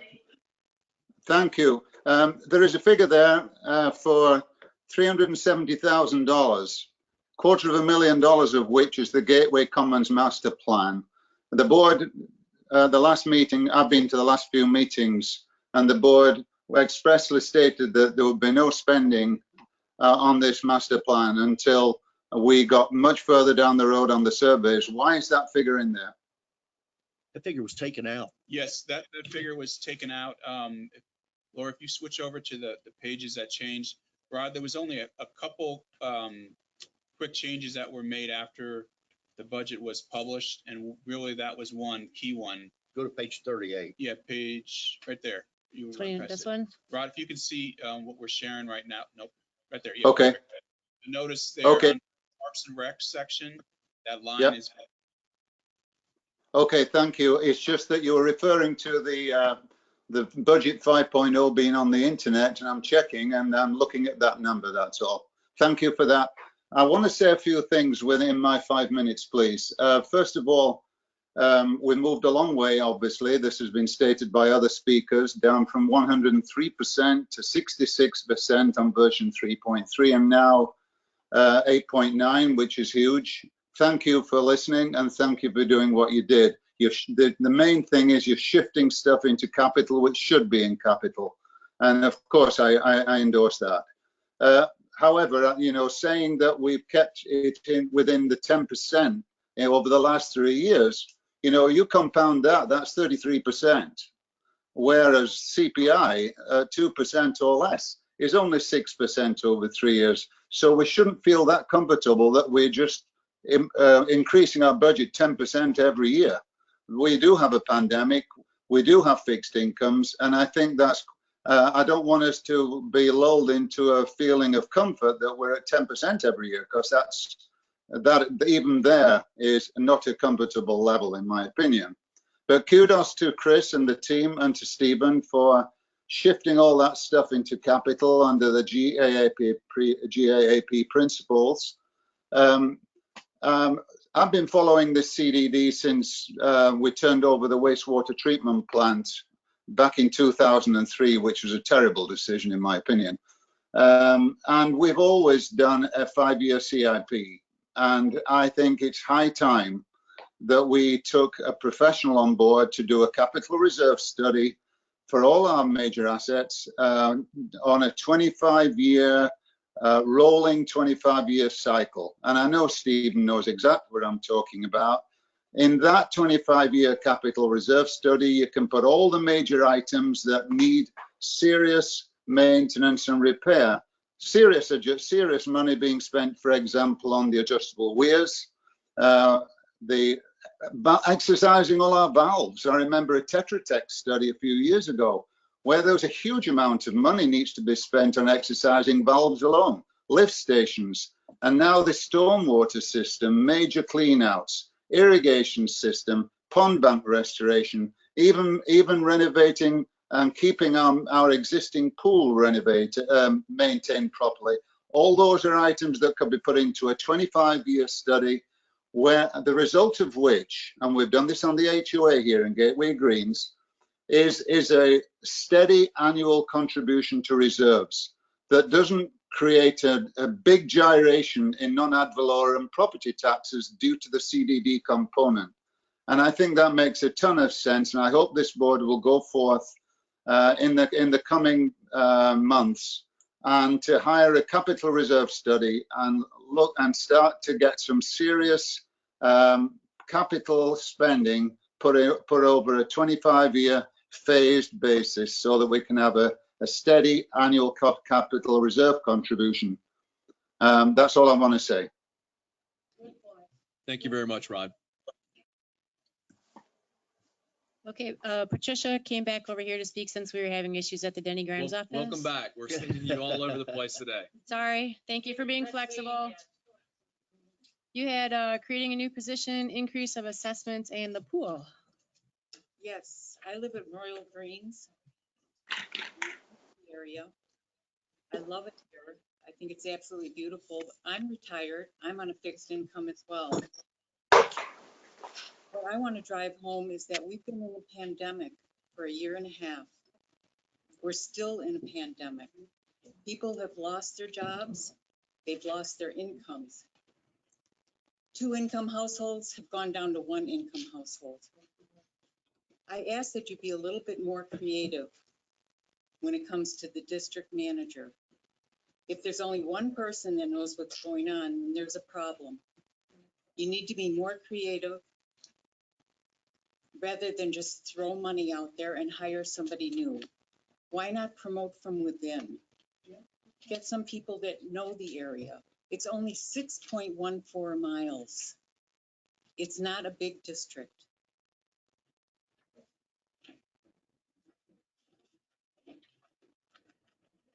The pool. We all have pools in our community. Almost everybody has their own pool. No, well, I don't either. I have a community pool.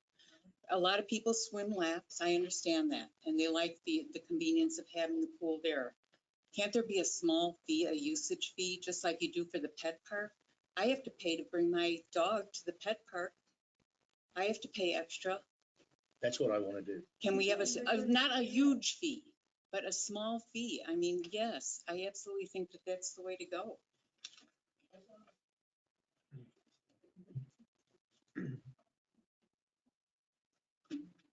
And that was it. I have a problem with hiring an assistant district manager. I don't think it's necessary. I think that you can train people that you have. I believe in giving the employees that you do have an increase in pay. I know we have to have increases to keep We've looked things at that, going. ma'am. We don't have the people with the experience to be able to do that. You can teach people. We don't have time to teach, ma'am. We have so many fires we have so many irons in the fire I right get now. that. That Chris, I mean, that's why we got in this mess. Yes. Because we didn't have a plan. And Right. we can't do that again. But Chris we could can't, retire you can't tomorrow. expect us to pay for everybody else's mistakes all at one time. That's the world we live in. We can't go back and correct it. Believe me, I go back to one of the chairmans about 12 years ago, Yes, and I'd send him the invoice if I could. I do believe This you is because I serve on the nonsense, the board. problem that they put this community in. Yes, And I bet you they're sitting back laughing their you-know-what's off right Yes. now because they got away with it. I agree. I know And how we're- that goes. and we got to fix it. And the problem is we're not eligible for grants. So there's no going to get a grant. Our median household income is so high, they laugh at us. They Well, laugh at us. Now, I'll have to disagree with you there. Well, I because they're- called, I called, Well, and I you can't called. get anywhere. You made one. How many calls did you make? We've had our engineering Persistence. firm, It's we've called had We've a had consultant. numerous people. The best we Since could. COVID? Since COVID? No. COVID made a big impact on Well, everybody. hold on, there's something that is going to possibly come out. We're waiting to see what this so-called infrastructure bill does. Because they're talking about putting 650 billion into utility. That could help us. Yes. But here's where we're at right now. We're using their money. We're using about 20 million of their money, which is the SRF loan program. We get basically a 2% loan for 20 years. That's as good as we have been able to find. We'll certainly keep on looking and seeing if we can get a grant. If there's a grant program that comes out of this $1.2 trillion package, we'll try to get it. I was in that business for 40 years, and I can tell you, I've seen it. Yes. If you have a median household income that's above a certain level, they won't even talk to you. They'll talk to you about a loan, but you've got to get down. And our competition is right across 82. Yes. Those people qualify for the grants. We don't. When you're sitting there at almost $100,000 median household income, which is what Gateway has 3 census tracts. That's about what we're at. I can tell you right now, you aren't going to touch a grant with a 10-foot pole. They Okay. think we are too wealthy.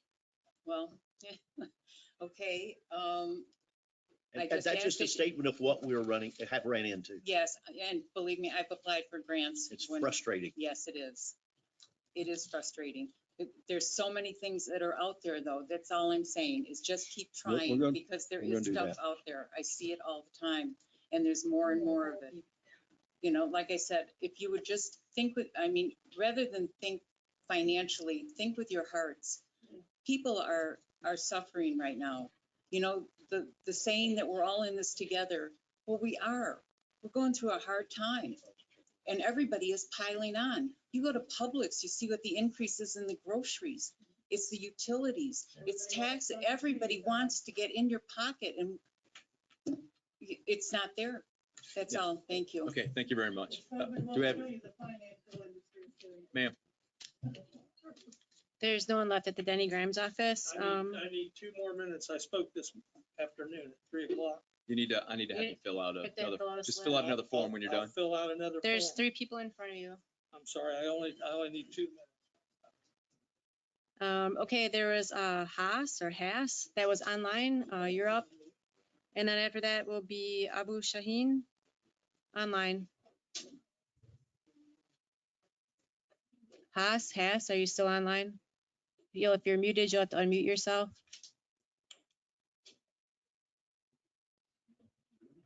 Just move on to the next. Nope. All right.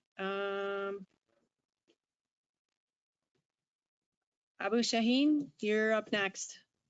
Hello, can you hear me? We can. Okay, thank you. I just have a couple items and I'm not going to bring up the trees.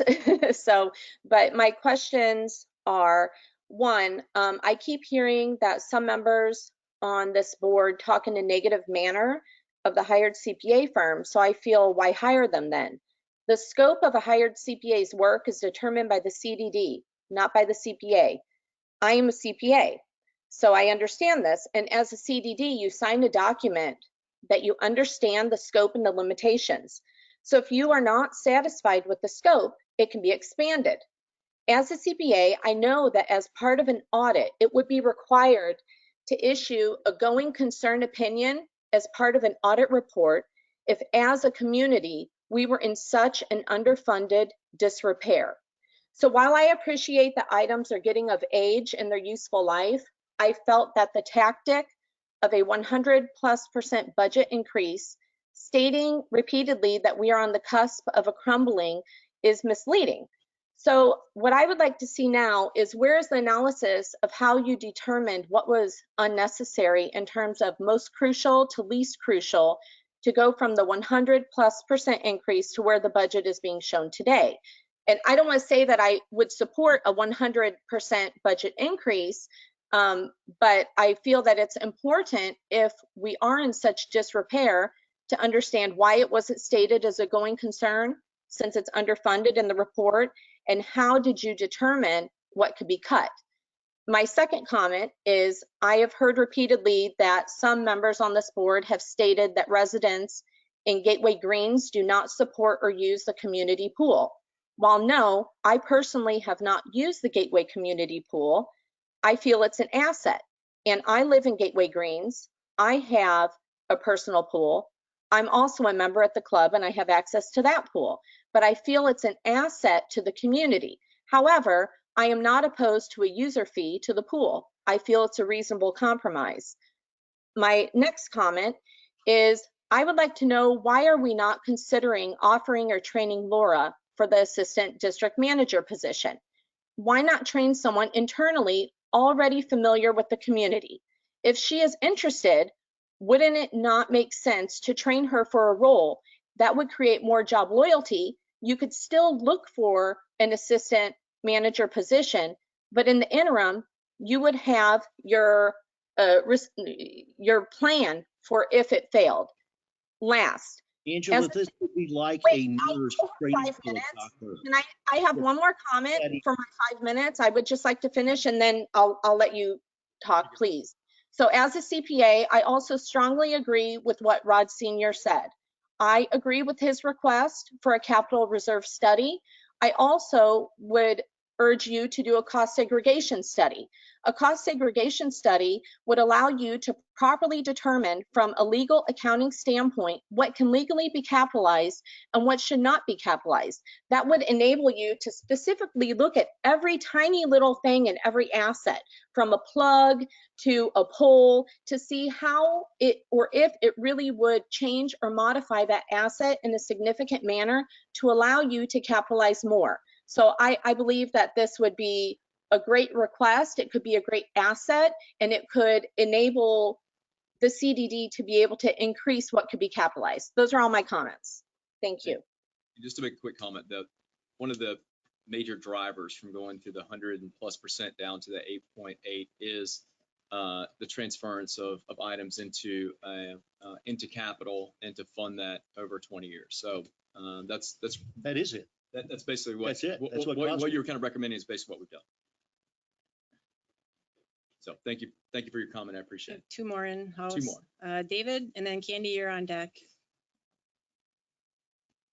Okay, I don't want to beat a dead horse here. I spoke this afternoon, and one of the things that you just said that when I was sitting there, so you have a expert person that's going to help maintain the pool and do the things that we haven't had in the past. We've just had kind of people at the guard gates, you know, before, nobody really an expert. This person came in March and did a 15-slide presentation that I watched, you know, kind of looking back to see kind of what was happening, and told you that what he needed to make this pool, you know, bring it up to date based on what hasn't happened in the past 5 years.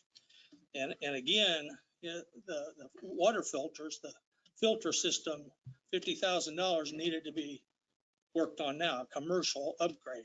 I look at that chart up there and there's $30,000 for new furniture, new pool furniture. I go over there every day almost, and I sometimes have helped stack up chairs just when the winds were starting to blow and stuff like that. Those chairs don't need to be replaced before the water filter system does. So I'd say take the $30,000, you know, get $20,000 from someplace else, for example, the soccer fields, okay, and start to fix your pool. I don't disagree with you 100%, and that's exactly, and I am going by memory. I remember when Tim came and asked for that, and he was very good in explaining. And I think when we had this room full about a month ago, when people thought the pool was going to close, and I remember saying, remember this conversation, and I actually explained the filter. I was like, we need filters for that pool. The board needs to make a decision. We have, you know, household, like we have, you know, residential filters at that pool. We need commercial filters there. Just the money that we'll be saving in electricity, you know, all this, we need that. I mean, I am 100% supporting that is one step that we can take. Well, I don't disagree, but I'm one out of, go ahead. I'm sorry. I'm 1 out of 5. Yeah. I don't disagree with you. The people here are gulping for air because we're hearing the budget's going to be approved tonight or looked at and finalized over the next couple of days. So I'm sitting there going, you can change that number quickly by just typing. Okay. The other thing, you know, we keep bringing up a user fee. People keep wanting a user fee for the pool and stuff like that. I was the first to say I would agree to that. Okay. But there's a lot of ways that you guys can be thinking about how that pool could make money. For example, there's parties that go on there all the time and nobody charges for that. You could charge for that. There's 6, I believe there's 6 pools in this county that basically charge a user fee when you go in the gate. You know, put a turnstile at the gate, $1 every time you go through it, and you got your $300 a year if people use it that way. Okay, so, you know, I'm just saying there's creative ways that we could be, you know, paying for that $250,000 worth of improvements that need to be done. Show us in good faith that that's what you want to do, is you want to make this a better place. Then you build your park or whatever, you know, if that's something that everybody wants to spend their money on, or you guys feel it's an asset. We've got an asset. We've got a great asset. Now let's keep it and maintain it and not make it obsolete. Well, we've also had some conversations with the high school. They've shown an interest in using it for their swim team and maybe trying to revenue generate that. But again, that comes at a cost. Exactly. There would be, you know, usage of that pool in the afternoons or whatever. So you put some lights up and you can use it for that. Well, they could have been used in the afternoons without Well, lunch. I'm But just my saying, point is, yeah. we're having conversations on how to That's increase, good. Well, I'm not party to that, participation so and revenue. So, yeah. I'm not party to that. Right. I just see a quick fix up Yes, sir. there. Thank you. And I appreciate your time. Thank you. All right, and our last speaker is Candy. And Matt, I know you just came in. If you wanted to speak, I just need you to, because we're getting to the end. Okay. Of course, I'm talking about the pool. I want to say that if we're going to pay a fee to come in and use the pool, I'm not against that. But I think that money should be used towards the pool and not some other. Totally agree. Yep. Okay, as long as we agree on that. Another thing, you're going to hire an assistant for Chris. They've had 2 assistants for him before, and they were hanging out the pool all the time. No, we didn't have assistants. We had directors. We had a public works director before Brian. Yeah, I know. That I was a remember mistake, him. a major mistake. Yeah. And then we had another one in a similar position that was about likewise 3 a major major mistake. mistakes. Yeah. So I hope whoever he interviews, you all interview him to make sure he's on top of things. Or she. Because they were bad news, the ones he hired. Hershey. Or she. Oh, or she. All right, Matt, snuck a paper in. You asked. You just said no. You already said no, you weren't going to talk. I couldn't help it. Matt Chitwood, Mahogany Run. Thank you for being here all day. I know you guys have been all afternoon. Thanks for everybody that showed up. The budget, I'm very happy that it's obviously come down like everybody else. There are still some items in there that do have a little bit of concern to some of us. The trees are obviously why I usually show up here. The reason I'm going to speak is because, again, I know at the last meeting, there was a real insistence at the last minute for you guys to push, I think it was around $250,000 into the budget for sidewalk repair and gutter repair. I know that in my estimate of the political landscape in my lifetime, one of my first political lessons I learned was when I was about 18 years old, I couldn't figure out why they stopped mowing the medians. And one of my professors told me, well, the first thing that they're going to do when they want more money is they're going to stop doing the things that you're going to notice. And they'll use those kind of tactics. I'm not accusing any of you. I don't think we're that smart. I'm not accusing you of any of those kind of things, but I always keep my mind on those type of things. So I know that the big issue with getting rid of a lot of the oak trees is because of they're damaging sidewalks, they're damaging infrastructure and such. So when I see items being begged to be put into the amendment, into the budget that are high dollar that I know are going to be used to take down oak trees, with my concern, that's where I just want to come in and make that comment. In addition, I probably wouldn't even have got up and spoken today, but when I heard, I continue to hear at the meetings, and it continues me to keep tuned in, and I continue to come is because I hear things like when I heard at the meeting earlier today, when Brian stood up and talked about the oak trees down at Gateway and Daniels causing a problem, and we're gonna have to look about removing them and things like that. So I see that come pushing from one direction. I'm coming here with the people that I know that are calling me saying, push from this direction, I'm pushing back from this direction. I know you guys, I know your stance as a board, but as long as we keep hearing those things, I'm still going to be coming to talk. So you guys know where I'm at. So, or where we're at. It's not Well, you did see that we got $75,000 in for tree replacement. I did see that. So I did see that as well. So, but since I'm the last one, I'll cut it short there. And thank you for. All right. Thank you, Matt. Appreciate it. And again, thanks everyone for showing up today, taking time out of your day and voicing your opinion. Everyone has the right to be heard, and this is the avenue for it. So thank you. At one point, we had 39 people logged in online. New track record. That's right. Okay. Can you just scroll to the agenda page? My computer just died. Yep. We're at the action items. Okay. Now, Stephen, can you take just a minute? I know there was some items that were pre-discussed. I think Brian had brought our attention. There's been some back and forth. Can you just make sure that we're all clear on on those items, what, Tell me where you- what was already taken care of, and if there's I don't have any, that. any remaining Yeah. items that we need for consideration. Mr. Banks, I believe what you're referring to is an email from Brian, who, and this was after our last continued meeting/workshop, had 7 items that he felt needed to be addressed in this budget. And going through these, I believe we've addressed all of them. And I can go through each one if you would like.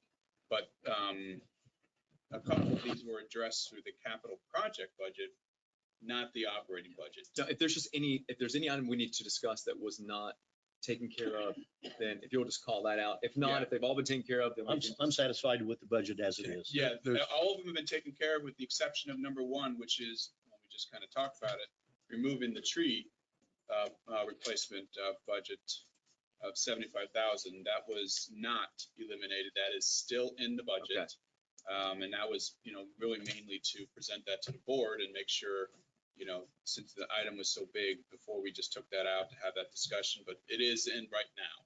So I would like to just take a quick second just to see if we can maybe come up with a compromise when it comes to the pool. I think the filter system needs to be replaced. I think that is a critical item.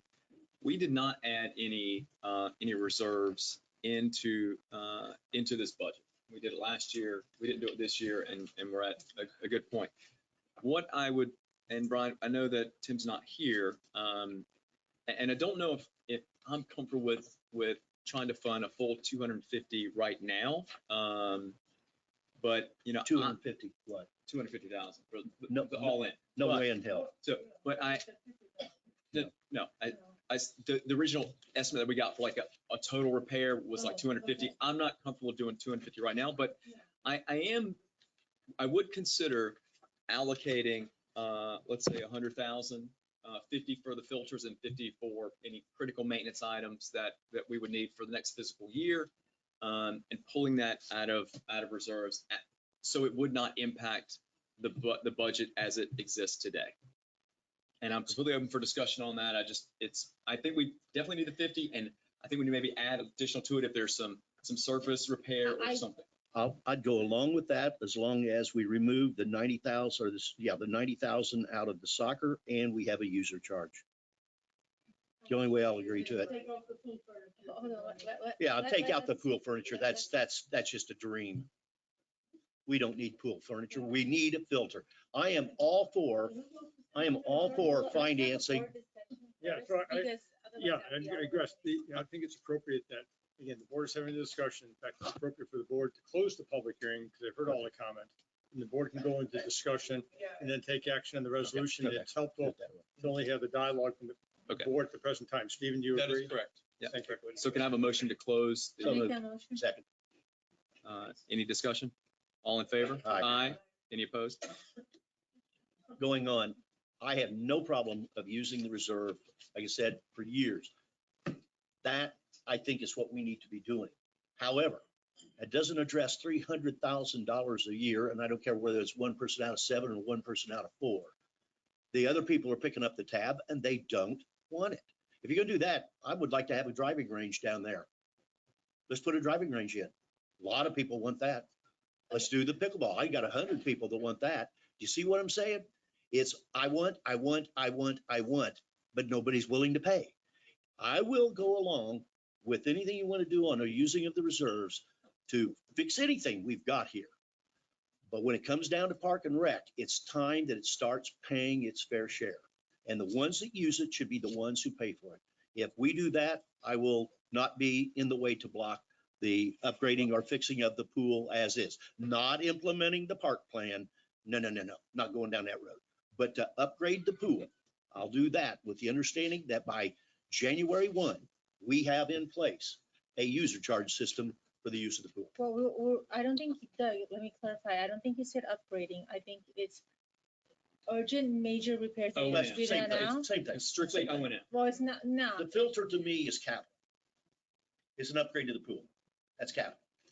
But it doesn't make any difference whether it's capital or not. We're using reserve for it. So it doesn't make any difference. We have a filter. It's not. The filter we have now is not But acceptable. we have a filter now. Yeah, Putting a different filter in. We're replacing one. that's not- It's Yeah. a rep- yeah. Yeah, This would go through your capital program. it'd go through your capital program and use reserve funds to do it. $100,000 to do that, I would not have a problem with the stipulation that we have a user charge to pay the $300,000 and that is not tacked on to the I'll residents. take the first half where we take the money out of reserve for the year, but forget the second. Yeah, and what I would say is, I think we need to spend some additional time and due diligence on, looking at the total cost again, and trying to determine what the volume of residents may be that would be willing to pay. I'm not comfortable throwing a blanket user fee at this Neither am I. point, but I am in favor No, of. you don't pay do- it. I That's am- the problem. You don't pay it. But he it's still makes a makes you decision. voted for me, Ed. But I am You're not comfortable doing what we representing our need. people. Yes, he I am, is. excuse me, I am comfortable, looking at O&M expenses, to keep the pool, at, where it needs to be in order for it to be operational. And I think we need to continue to look at it. This isn't a problem we're going to solve overnight. We need, talk to Tim, maybe bring some experts in, exactly what is the critical failure, what needs to be done, and then figure out, a plan, down the road a little bit more. And as far as the furniture, we don't all think we need to invest in furniture for next year. And Brian, I don't know, I don't know the quality of that furniture right now, but let's just say we repurpose the 30. Then it's just a matter of, reallocating the 30 for O&M costs and the 50K, that gets us to, 80K. We want to add, additional 20. I picked 100 because it was a nice round number and it gives us some funds to work with. I'm not arguing with that, Doug. My deal is that there are too many people that are picking up the tab for this that don't want it. And if we're going to do that, then we're going to have people coming in here the next time. And believe me, they're waiting for us to make a mistake. And we're going to have that 2005 Stop the Park all over again. But we're talking, Believe me. we're talking about maintenance to the pool. No, we're talking about $300,000 that 3 out of 4 people are paying for. No one's talking about $300,000 right now. All we're talking about Well, is. I am. I'm not voting for it unless we have a user charge. It's that simple. But we're not talking. But then you can vote I'm that. not proposing. I'm not proposing a grand revitalization. I'm proposing new filters and providing an additional buffer for other critical operation and maintenance items. And I'm spitballing. If it's 250 to do resurfacing and all that stuff, let's cut it down to, a smaller amount that gives Tim room to make improvements. So filters and, whatever the additional cost is. But I'm not talking about $300,000 and I'm not talking about a user fee at this point. I'm open to having user fee conversations down the road, but not at this point. Well, that's water over the dam. Doug, Not doing this that. is what disapprove. this is what I, okay. This is what I recall, and I'm gonna ask Brian. Brian, the last time that Tim was here, which I guess was that presentation, the filter was one thing. I remember something to do with the numbers, the size of the numbers were out of code, they were too small. No more. No more. No more. Well, basically, he's talking about your bathrooms, that they're down to the bare minimum for compliance. No, The tiles, tiles, yeah, the tile issue, that will in matter of due time start popping off the pool. Okay, and then, and. The filter system- It was around 20,000? Just the Yes. tile? Okay, I'm just going by memory, so if I'm wrong, this is the time for you to correct. I do know we put 50,000 in the pool this year for maintenance. We doubled it due to the fact we know what's coming along. Okay, Because the tile issues and other issues, your glass filter system is about 50,000. That was brought up because we did try to get that last year. Because like I say, that filtration system is from residential pool. So you got, in the budget today, we have it for. We put in, Tim and I did, for 50,000 for maintenance because we already spent 25 this year and it keeps getting So we have worse every 50 in year. the budget today for maintenance. Correct. And that's what you would spend for replacing the filters or. Just No, routine. Just routine maintenance. Maintenance is a different issue. If you gotta get bathrooms fixed, issues like that. Okay. Constant maintenance on that pool. I know this year we're at 25,000 now. Okay. And I just had to move money over to cover ordering more filters and more chlorine. So other than filters, do you know off the top of your head, what other, are there any other critical items that either puts us at code violation or at resident risk? Well, the water leak, you gotta redo the whole surface of the pool, and that's where that quarter man comes into play. Yeah, Because we're not prepared to do that. He's already got a couple quotes onto that. Yeah, and they're up something there. with the pipe, I don't know if it was included on the 40,000 for the filtration system. I know he had mentioned to me, there was something wrong with one of the pipes. I would have to get with But it him on that. wasn't something, maybe around 5,000.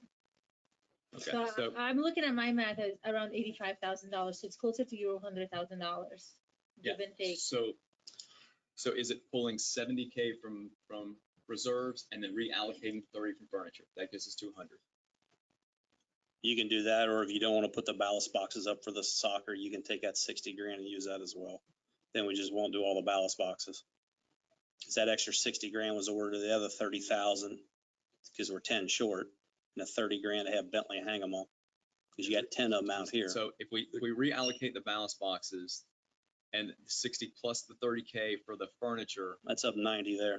so that's 90K, and that Well, gets us the close. We don't 30, have to- the 30 for the furniture, when I was out looking at it, they've scrubbed it about as much as they can. The stage is still there. And and it's it pretty looks- horrible. It It's looks pretty horrible. ratty. That Yeah. furniture's been there at least I mean, 10 years. Yeah, I mean, you No, just there gotta be can't- whole, you gotta restrap all the furniture if and you you wanna do just that. can't keep shining. Yeah, the turd. it's pretty bad. It's bad. And the You don't wanna reason we sit- put you that don't in wanna there sit on was it, if you're not gonna replace the pool and get new furniture, then it was suggested, maybe don't order all that furniture, you do half of that. You Yeah, could I mean, order 30 seems half. just like a big number for furniture, but I don't know. I know outdoor commercial furniture is not cheap. Right. So you're You proposing. don't want to sit on it. So you're Exactly proposing to right. take the 50,000 out of the 60. operating expense, 50,000 that's in 60. here. No, 60. no, I was saying is you The current take budget- the current- 60,000 out of your soccer park ballast Well, what my boxes. point is that you've got to watch. If you're going to use capital reserve, you can't use it for operation and maintenance. Yeah, Can't do that. That's what we keep. That would we're gonna cover- keep that- maintenance. Okay, That 60 will okay. cover your filters or your change the filter system So, over okay, glass. so here, I make a motion that we reallocate the 60K for the ballast boxes from the soccer field, reallocate them to Pool filter. capital, to capital for the pool. And I'm comfortable keeping the 30 in for the pool furniture. I'll second And then that. if we need anything else, then we've got, some reserves that we can pull. I'll second that motion. Any discussion? And add the user charge provision. No, I didn't support that. Well, you can say you don't support something. I can say I don't support Okay, something. so that's So how go your ahead. motion, That's without the the user motion. fee. Go on ahead. Okay, the motion is without the user fee. So we have a first and a second. You want to call it to vote? All in favor? Aye. Any- Aye. Awesome. So we have some Well, money. For the record, in the that's budget. 4-1. for the record. 4 to 1. That's That- correct. That 4-1, reallocation, yep. okay. It passed 4-1. Okay. Thank you so much. Yeah, you're welcome. Any other items for discussion that we need to look at?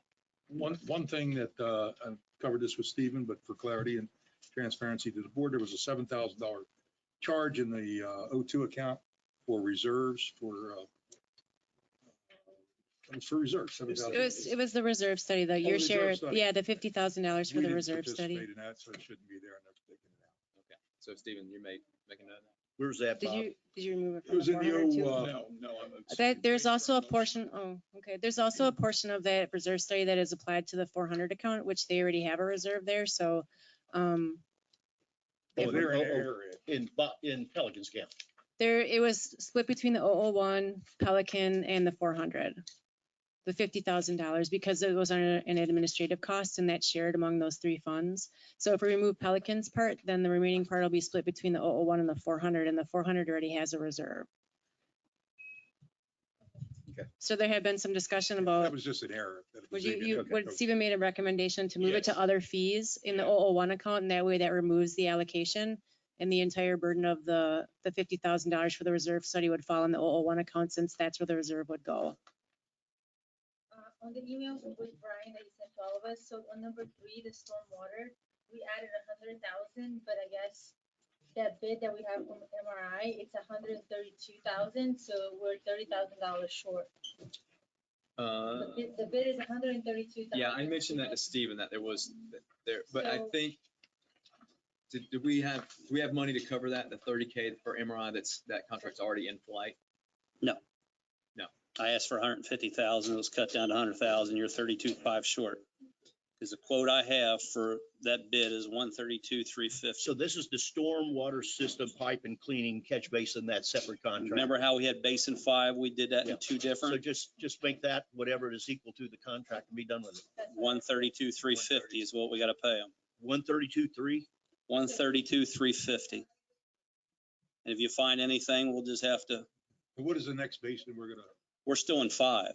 so we haven't even moved to the next basin. No, we're only next week we should be wrapping the first phase of 5 out. Well, keep in mind, we got money in the capital reserve. That's was gonna be my question. Yeah, we If you got have money in the 400,000 in there. capital Yeah. You do do. Need the operating increased or the capital increased, or is it enough in the capital? Well, Remember, it was 500 and we said put 1 in and move 4 over. Yeah, we put And 4 in then capital. we now know it's 132, so we're making it 132.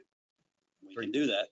So It's just as long as you have that money available when you got to pay the bill. So instead of 400, before Well, no, 360 or something. No, the 132 is going to be an operating, so it's Okay, available. okay, It's available. So we just need to up it to 32. Okay. 32. That's fine. Yeah. And drop the capital by the corresponding 32,000. I just. Or close keep it. enough. I just. Okay. Is that 20 years. So That's, if you that's need a flea on an motion- elephant, you know what? So I'll make a motion to increase that, storm system pipe and catch basins from 100 to 132,350. Second.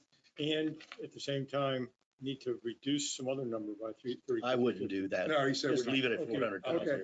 Okay.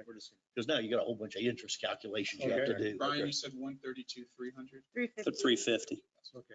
Yes, sir. All in favor? Aye. Any opposed? Mr. Chairman, can I get some clarification on the reserve? That the board is looking for us to move what amounts to, We're not moving anything. so that the You mean- Pelican Preserve. For the reserve study. Oh, Reserve The study. $50,000 line item in there for the reserve study, the Pelican Preserve, their 7,000 is coming out.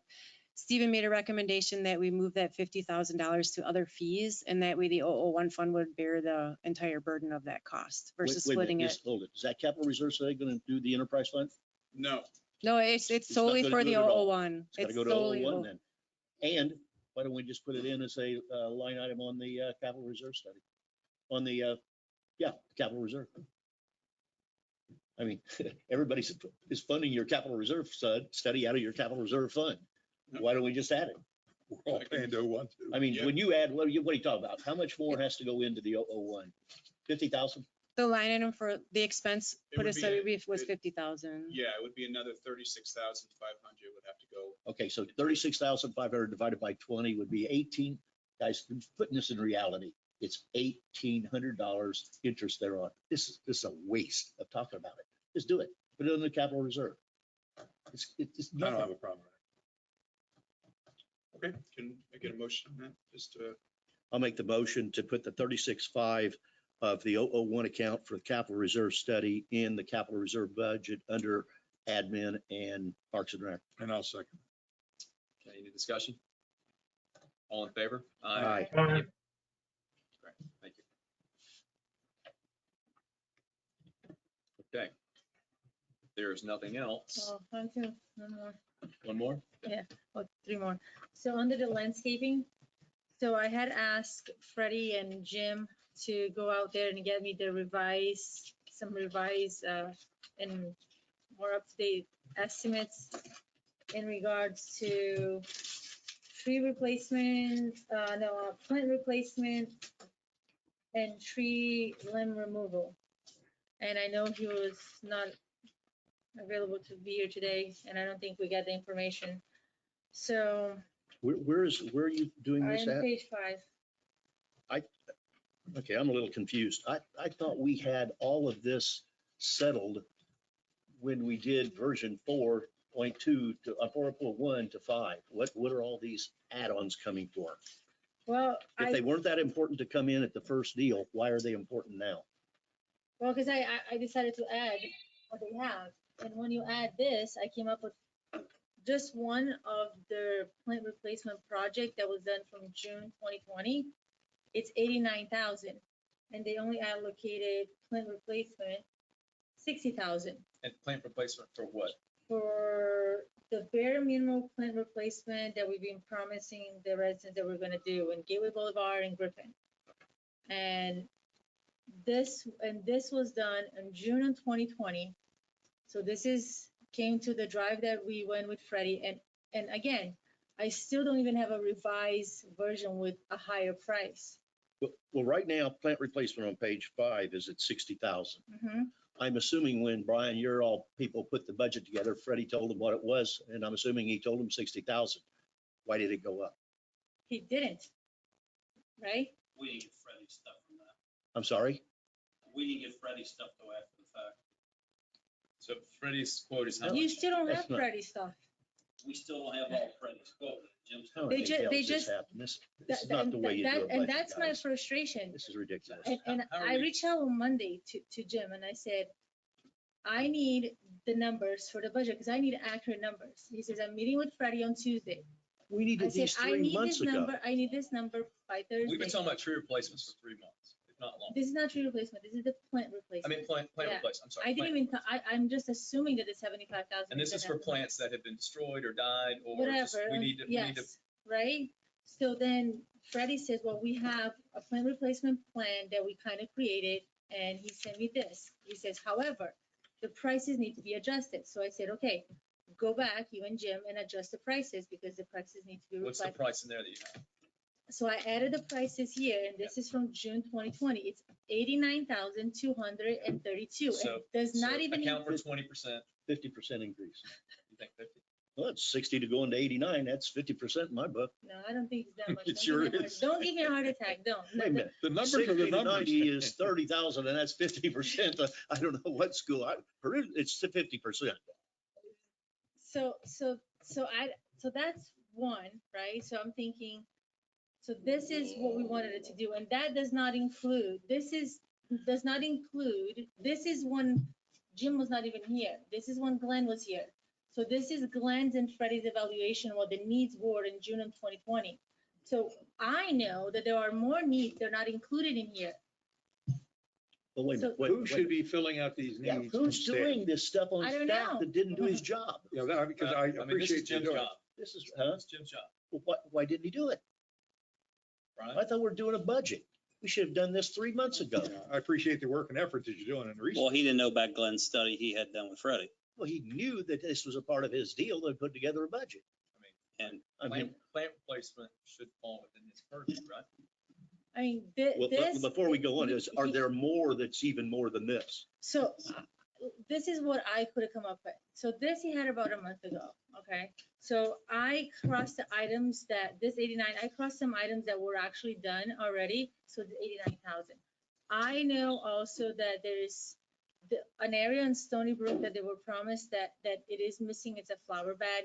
And what the best way to could have come up with, because we don't have quotes, is I went on LIPA, I measured the area, I pull up the contract, I average how amount of plants that were gonna go in here, because our contract actually tells us how much the cost is gonna be for the shrubs, and I average what I think how many shrubs can fit in here. It's about. Well, if it's in Stony Brook, it's not even in the No, 01 account. it is on 01, because it's in front. It is, this one, it's just, I'm just giving you a geographic location. This belongs to us. Where's it at? It's ours. So what's that amount?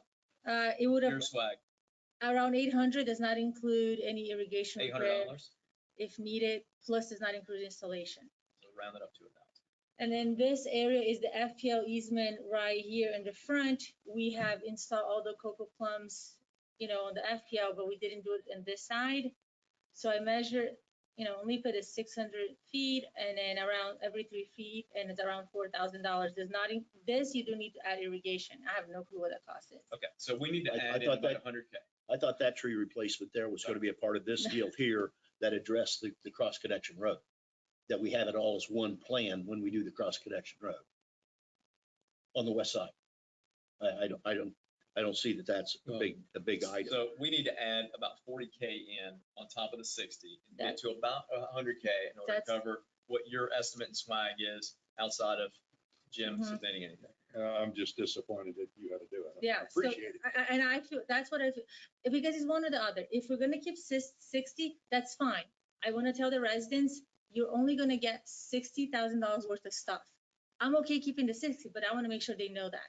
But if we keep it, we told them over and over that we're gonna get at least the bare minimum, which is this then we Yeah. need to put the We need 100 to grand. honor that. Yep.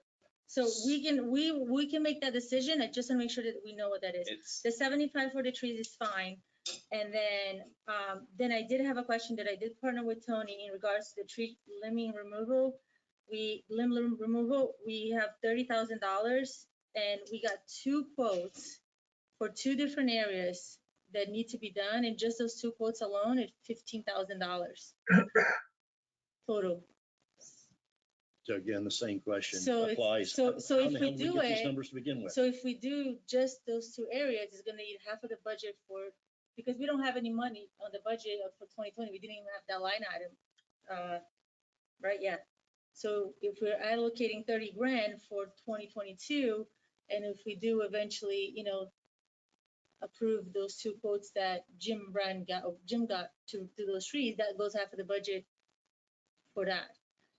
I just want to make sure that, so how much more do we need in that tree trim? I don't know. Well, we'd use half of it to do these 2. When you got another 15. 2 areas. Yeah, 2 areas. We got You gotta remember, we never had that budget for the rest of the year. and we took by what we were spending because when we had to take trees out, we don't have a budget to take trees out. So now you got. So it had to come out of It's our only 15. So you still got contract 15. budget. So this is why we put that in there. I wasn't gonna make it outrageous because we don't know what we would spend, but I know you're talking, if you gotta take an oak tree out, that's $2,000 a pop. So we just came up We're with this number. I mean, But knowing that we're really walking into next year with Exactly. So 15K I'm of. fine with Next 30 year, we may I'm have- fine with the 30 grand, but I just want us to know because that I give it to them. They don't know. because with That's this new something roundabout that coming they- in, I have no idea. Yeah, I agree that there's something that, they can't, we wouldn't know. The other one, I do think that was a huge opportunity. And boy, I know I communicated over the last 3 months, we need this. So we just need to decide We need if, this. if we need to add 40K into that plant Replacement program. replacement. And if so, Stephen, where's the best place to pull it? If we pull that from reserves or is there somewhere? It's operating. Oh, yeah, that's right. Yeah, you don't have any other lines that you can. So we just have to add it. Just add, that's all you can do. Yeah. And then I did ask this to Stephen too. Under the tree replacement program, I thought we could remove the word Gateway Boulevard and just have it tree Generic. replacement program. Because Gateway community. if it says Just Gateway say just tree Boulevard, then replacement. you're making it for Gateway Boulevard instead of Griffin and, you know what I mean? Well, the whole idea of Stay this was, the whole idea is this was because of the trees that were removed and to come up with a plan for that corridor, especially after we put in that deal. I understand what some of the people from Griffin Drive think, but representing the other side of the community, we residents paid in our lot prices and everything, the value that we got in the landscaping on Gateway Boulevard. From that canopy. Yep. And that same deal, if they want that on Griffin Drive, those residents that benefit by Griffin Drive should pay their share of that. That's the way I feel, and it's the way the people on the west side think. Okay, so. We all paid a extreme high price for our lots on our side for what we got. Because WCI in their infinite wisdom didn't put any landscaping up there, that's not our fault to be paying for over on the other side. I get it and understand. So let me ask you how familiar you are with the amount of oak trees that we have that are owned by the district on Griffin Drive. I wouldn't be surprised there's hardly any. Okay, there's a ton. All the trees that are on timber pinewood, it was a surprise to me. Whereabouts? They're all of us. Whereabouts? All of them, when they went to the sidewalk, that one that you would assume. Around the that- curve from 7-Eleven, you come around the All curve. the other all side, those- all belong those to are- us. Okay, but I mean, those things, were they natural or were they placed there by WCI? They're placed there, but that's the, Okay, yeah. okay, so then I'm talking about from on down, after you go past the FPL easement, that remodeling that or landscaping that to try to bring it up to the other side, that has to have some cost on the other. But we're not talking about that, are we? Well, that's what she wants to do with the tree planting, is to dedicate maybe some of the trees over there. No, I want to just remove the word Gateway Boulevard. And just, Keep a tree replacement program, because if we need if a tree goes down in the corner of that monument entrance by Hampton Park, I want to replace a tree there, then I should be. But if he says Gateway Boulevard, then I just have gives to. us flexibility in the fund. That, I'm not gonna get bent out of shape over that. yeah. That's it, that's all. I have. Wear them down. So Flavia, Wearing you down. All I can tell you guys is just making the case for a riot is all we're doing. so Flavia, we need a motion So we in need a order to motion. add that 40K into the plant replacement if, if it needs to, we need to have it. I mean, we've heard a couple comments tonight about continued beautification around Gateway Boulevard and throughout the community. When something dies, we need to replace it. If there's a gap, we need to make sure that it's filled. So, and I think we've neglected a little bit Gateway Boulevard recently just because of the roundabout and other things. And that is understandable because it was construction, you know, I mean, I will vow that I will keep on it with Mainscape and Personal Touch with a contract, but this is completely separate. So I think we're gonna see a difference in a few months, I hope, and I hope, no, I expect. Let me make it easy And then, for you. yeah. I make a motion that we add $40,000 to the plant replenishment Line item. line item. I'll second. Any discussion? All right, all in favor? Aye. Any opposed? Aye. You don't get to vote. Nice try. All right. Is there Do you anything need else? any motion or anything to change that Gateway Boulevard or no? I don't think so. That's just. Direction? Yeah, we It's just a name. Point Okay. 5 version. Four Yeah, to one. hopefully that comes next. Okay. If there's nothing else, can I have a motion to Well- move? Well, I think what we need to do is have Stephen recapture I think I saw, there's 4 items that were changed. Stephen, is that correct? Yes, And the appropriate motion would be to adopt Resolution 2021-11, the annual appropriations resolution of the Gateway Services Community Development District, the district relating to the annual appropriations of the district, adopting the district budget for the fiscal year beginning October 1st, 2021, ending September 30th, 2022, adopting the budget that was previously the version 5.0 with the 4 changes Stephen will articulate. And then Stephen will need to give the numbers to go into the resolution at page 2. Yes, I just want to make one quick point. Pelican Preserve PPAC had brought up, they wanted to change something.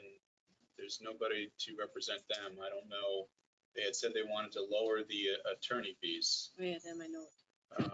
So, Yeah, I've had email communication with Phil Measy.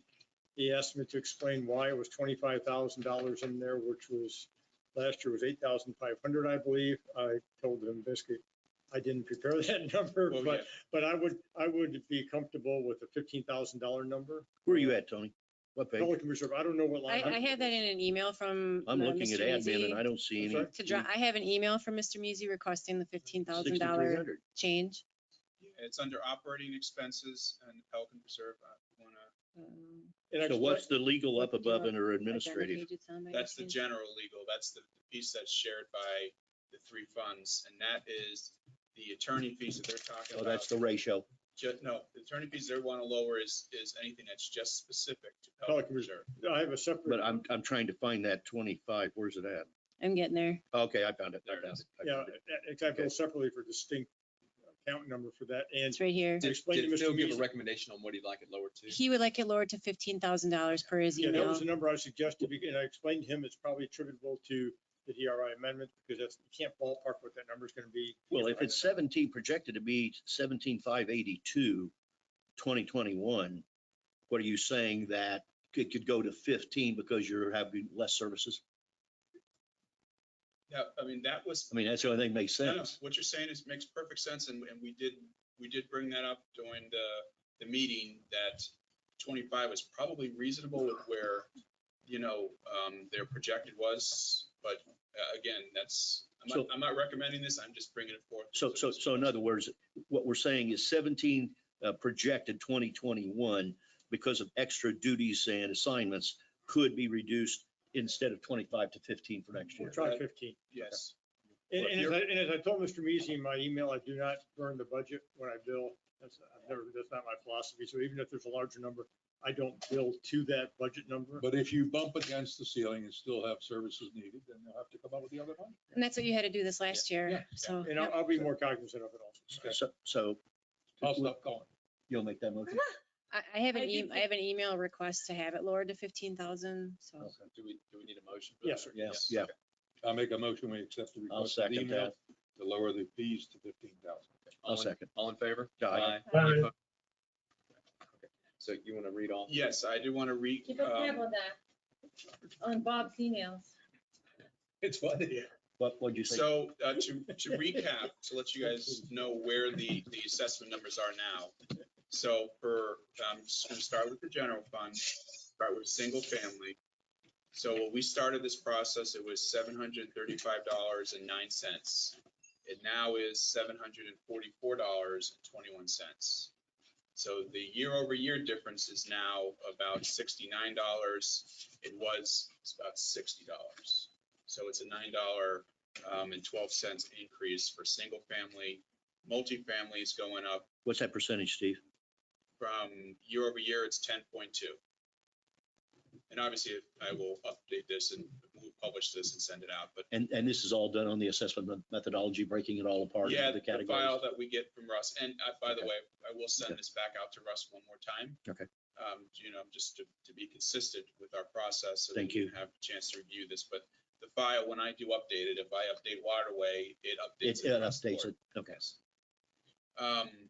Again, let me recap Pelican Preserve. So their numbers now, single family is down to a 56-cent difference, $56, sorry, for single family, or 5.6%. So what's the number? 1075 or 69. 1069? $1,069.31. Okay. And multifamily is $913.55. Okay.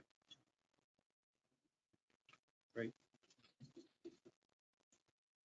Did you have to do a redistribution of the interest calculation? I did not, and just to kind of give It's everybody. at 36,500 it's going to be It's very infinitesimal. small. It's very small. We have sufficient to cover the interest only. Yeah. Basically, we're put in the budget interest only payments for the first year on this. After that, it'll be principal and interest. We got about $4,000 or $5,000 of extra in there, but like I said, we just added another 50 to our plan, so it's good to have a little bit of there. But I think that's good. Yeah, I think it looks good. So Tony has read the proposed motion acceptance. With 5 changes, and then Stephen, if you can provide the numbers to the board on page 2 that need to be inserted.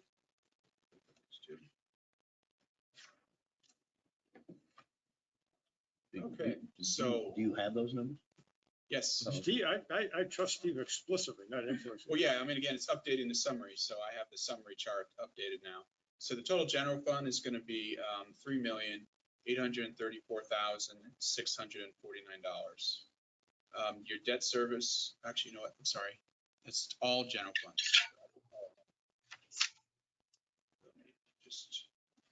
Wait a minute, that's all funds, is 3 million? No, let me scratch that out for a second. I need to. So the first line here is your total general funds. That's going to be 001, 002, 004, 005. That's $7,259,041. 7259041. Okay. Your debt service funds is going to be $1,088,768. 1088768. Okay. Your enterprise is going to be $4,420,352. 4420352. We're going to need to add. Yeah, total all fund. Right? Yeah. 12 million something. That we have to put in for the capital.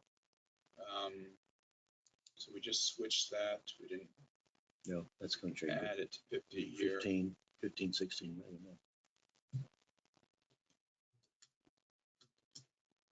Do we need another line in here then also, Stephen? Yeah, we're going to have to add another line to this resolution that says capital funds. Okay. I don't know if in the past if we've combined it. I'll I'll take a look at the prior year and make sure we're doing the same, but I want to let you know what the capital project funds are now. Yeah. It's 12,198,176.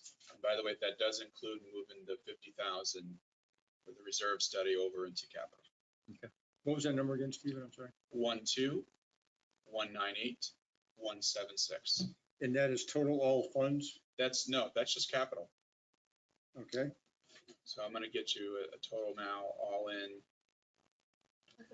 Just went to about 25 million. 36 million. 36 million. Can't be. You add those forward numbers, 7 1s 8 and 4s 12 and 12 and 12s 24. It can't be much more than 24, 25 million. No, and the general funds in your enterprise by itself is 11.6. Yeah, and add another 12, that's 23. How do you get to And then 36? you have, hold on. Just check. Oh, yeah, I did double. Thank you. 24,966,337. That's right. 337. That's 24,966,337. And Stephen, is that the number that goes in the third line of the? That 24 million will go in the fourth line, the total all funds. Well, how about though, This in the line here paragraph in the above? Paragraph, the sum of, Does that go here? Let's see. So 25 million is our rule. Sum of to be raised. Yes, because it'll be basically the same because you have other revenue. That's basically what Tony's asking. That's the levy plus, your utility billing plus, soccer fees, everything. That's an all-in number. $25 million. 24,966,337 goes in the third So line it of goes section this 2. line and this line. Yep, and I will confirm and do one last before this is finalized, just to make sure I didn't. Okay, and the motion would be to approve the budget changes 5 made, approve the adoption of this resolution with the numbers Stephen made, with the authority for Stephen working with the chair to correct any, I'll call it. As well as the assessment consultant. Assessment consultant. Make any adjustments as appropriate. Is that a motion we gotta make? Yes, sir. I make that motion. Okay. Motion and a second. Any further discussion? All in favor? Aye. Any opposed? William? Oh, okay. He's there somewhere. Oh, he's not sitting there. He got up. Congratulations, everyone. Well, yeah, One more yet. one more. 20-12. Got to fund it. Can't leave yet. Next is the board's consideration of adoption of resolution 2021-12, a resolution of the Board of Supervisors of the Gateway Services Community Development District making a determination of special benefit and imposing special assessments and certifying an assessment role, providing for amendments to the assessment role, providing a severability clause, and providing an effective date. And that is in order. And again, Stephen Menor will work with Russ to make any adjustments as appropriate. And that's authorized by this resolution also. That's correct. And a final roll will be submitted to the office. You beat me to it. That was going to be. That'd be number 6. Exhibits A and B, I don't care if we have to put it in a truck. We've never had access to this document. I make the motion with the proviso that we get one hard copy of exhibits A and B. I approve this motion or this resolution. Have a second? I'll second. Okay. Any further discussion? All in favor? Aye. Any opposed? Good job. Well done. A lot of work. Excellent job. Yes. A lot of work. Steve, a lot of stuff changed in the last 5 days. Good job. Great job. Are we done? Well, heck, I think the chair would entertain a motion to adjourn. Yeah. So made. I make a motion, we You want to adjourn. make any comments? No? Laurie did a great job in his absence. Thanks. You did a very good job. Now would be a very good time to introduce a motion for the fun part. Yeah, thank you. Nobody here. I'll second your motion to adjourn. All in favor? Aye. Any opposed? Survival, yeah. This meeting is adjourned. Great job. Excellent.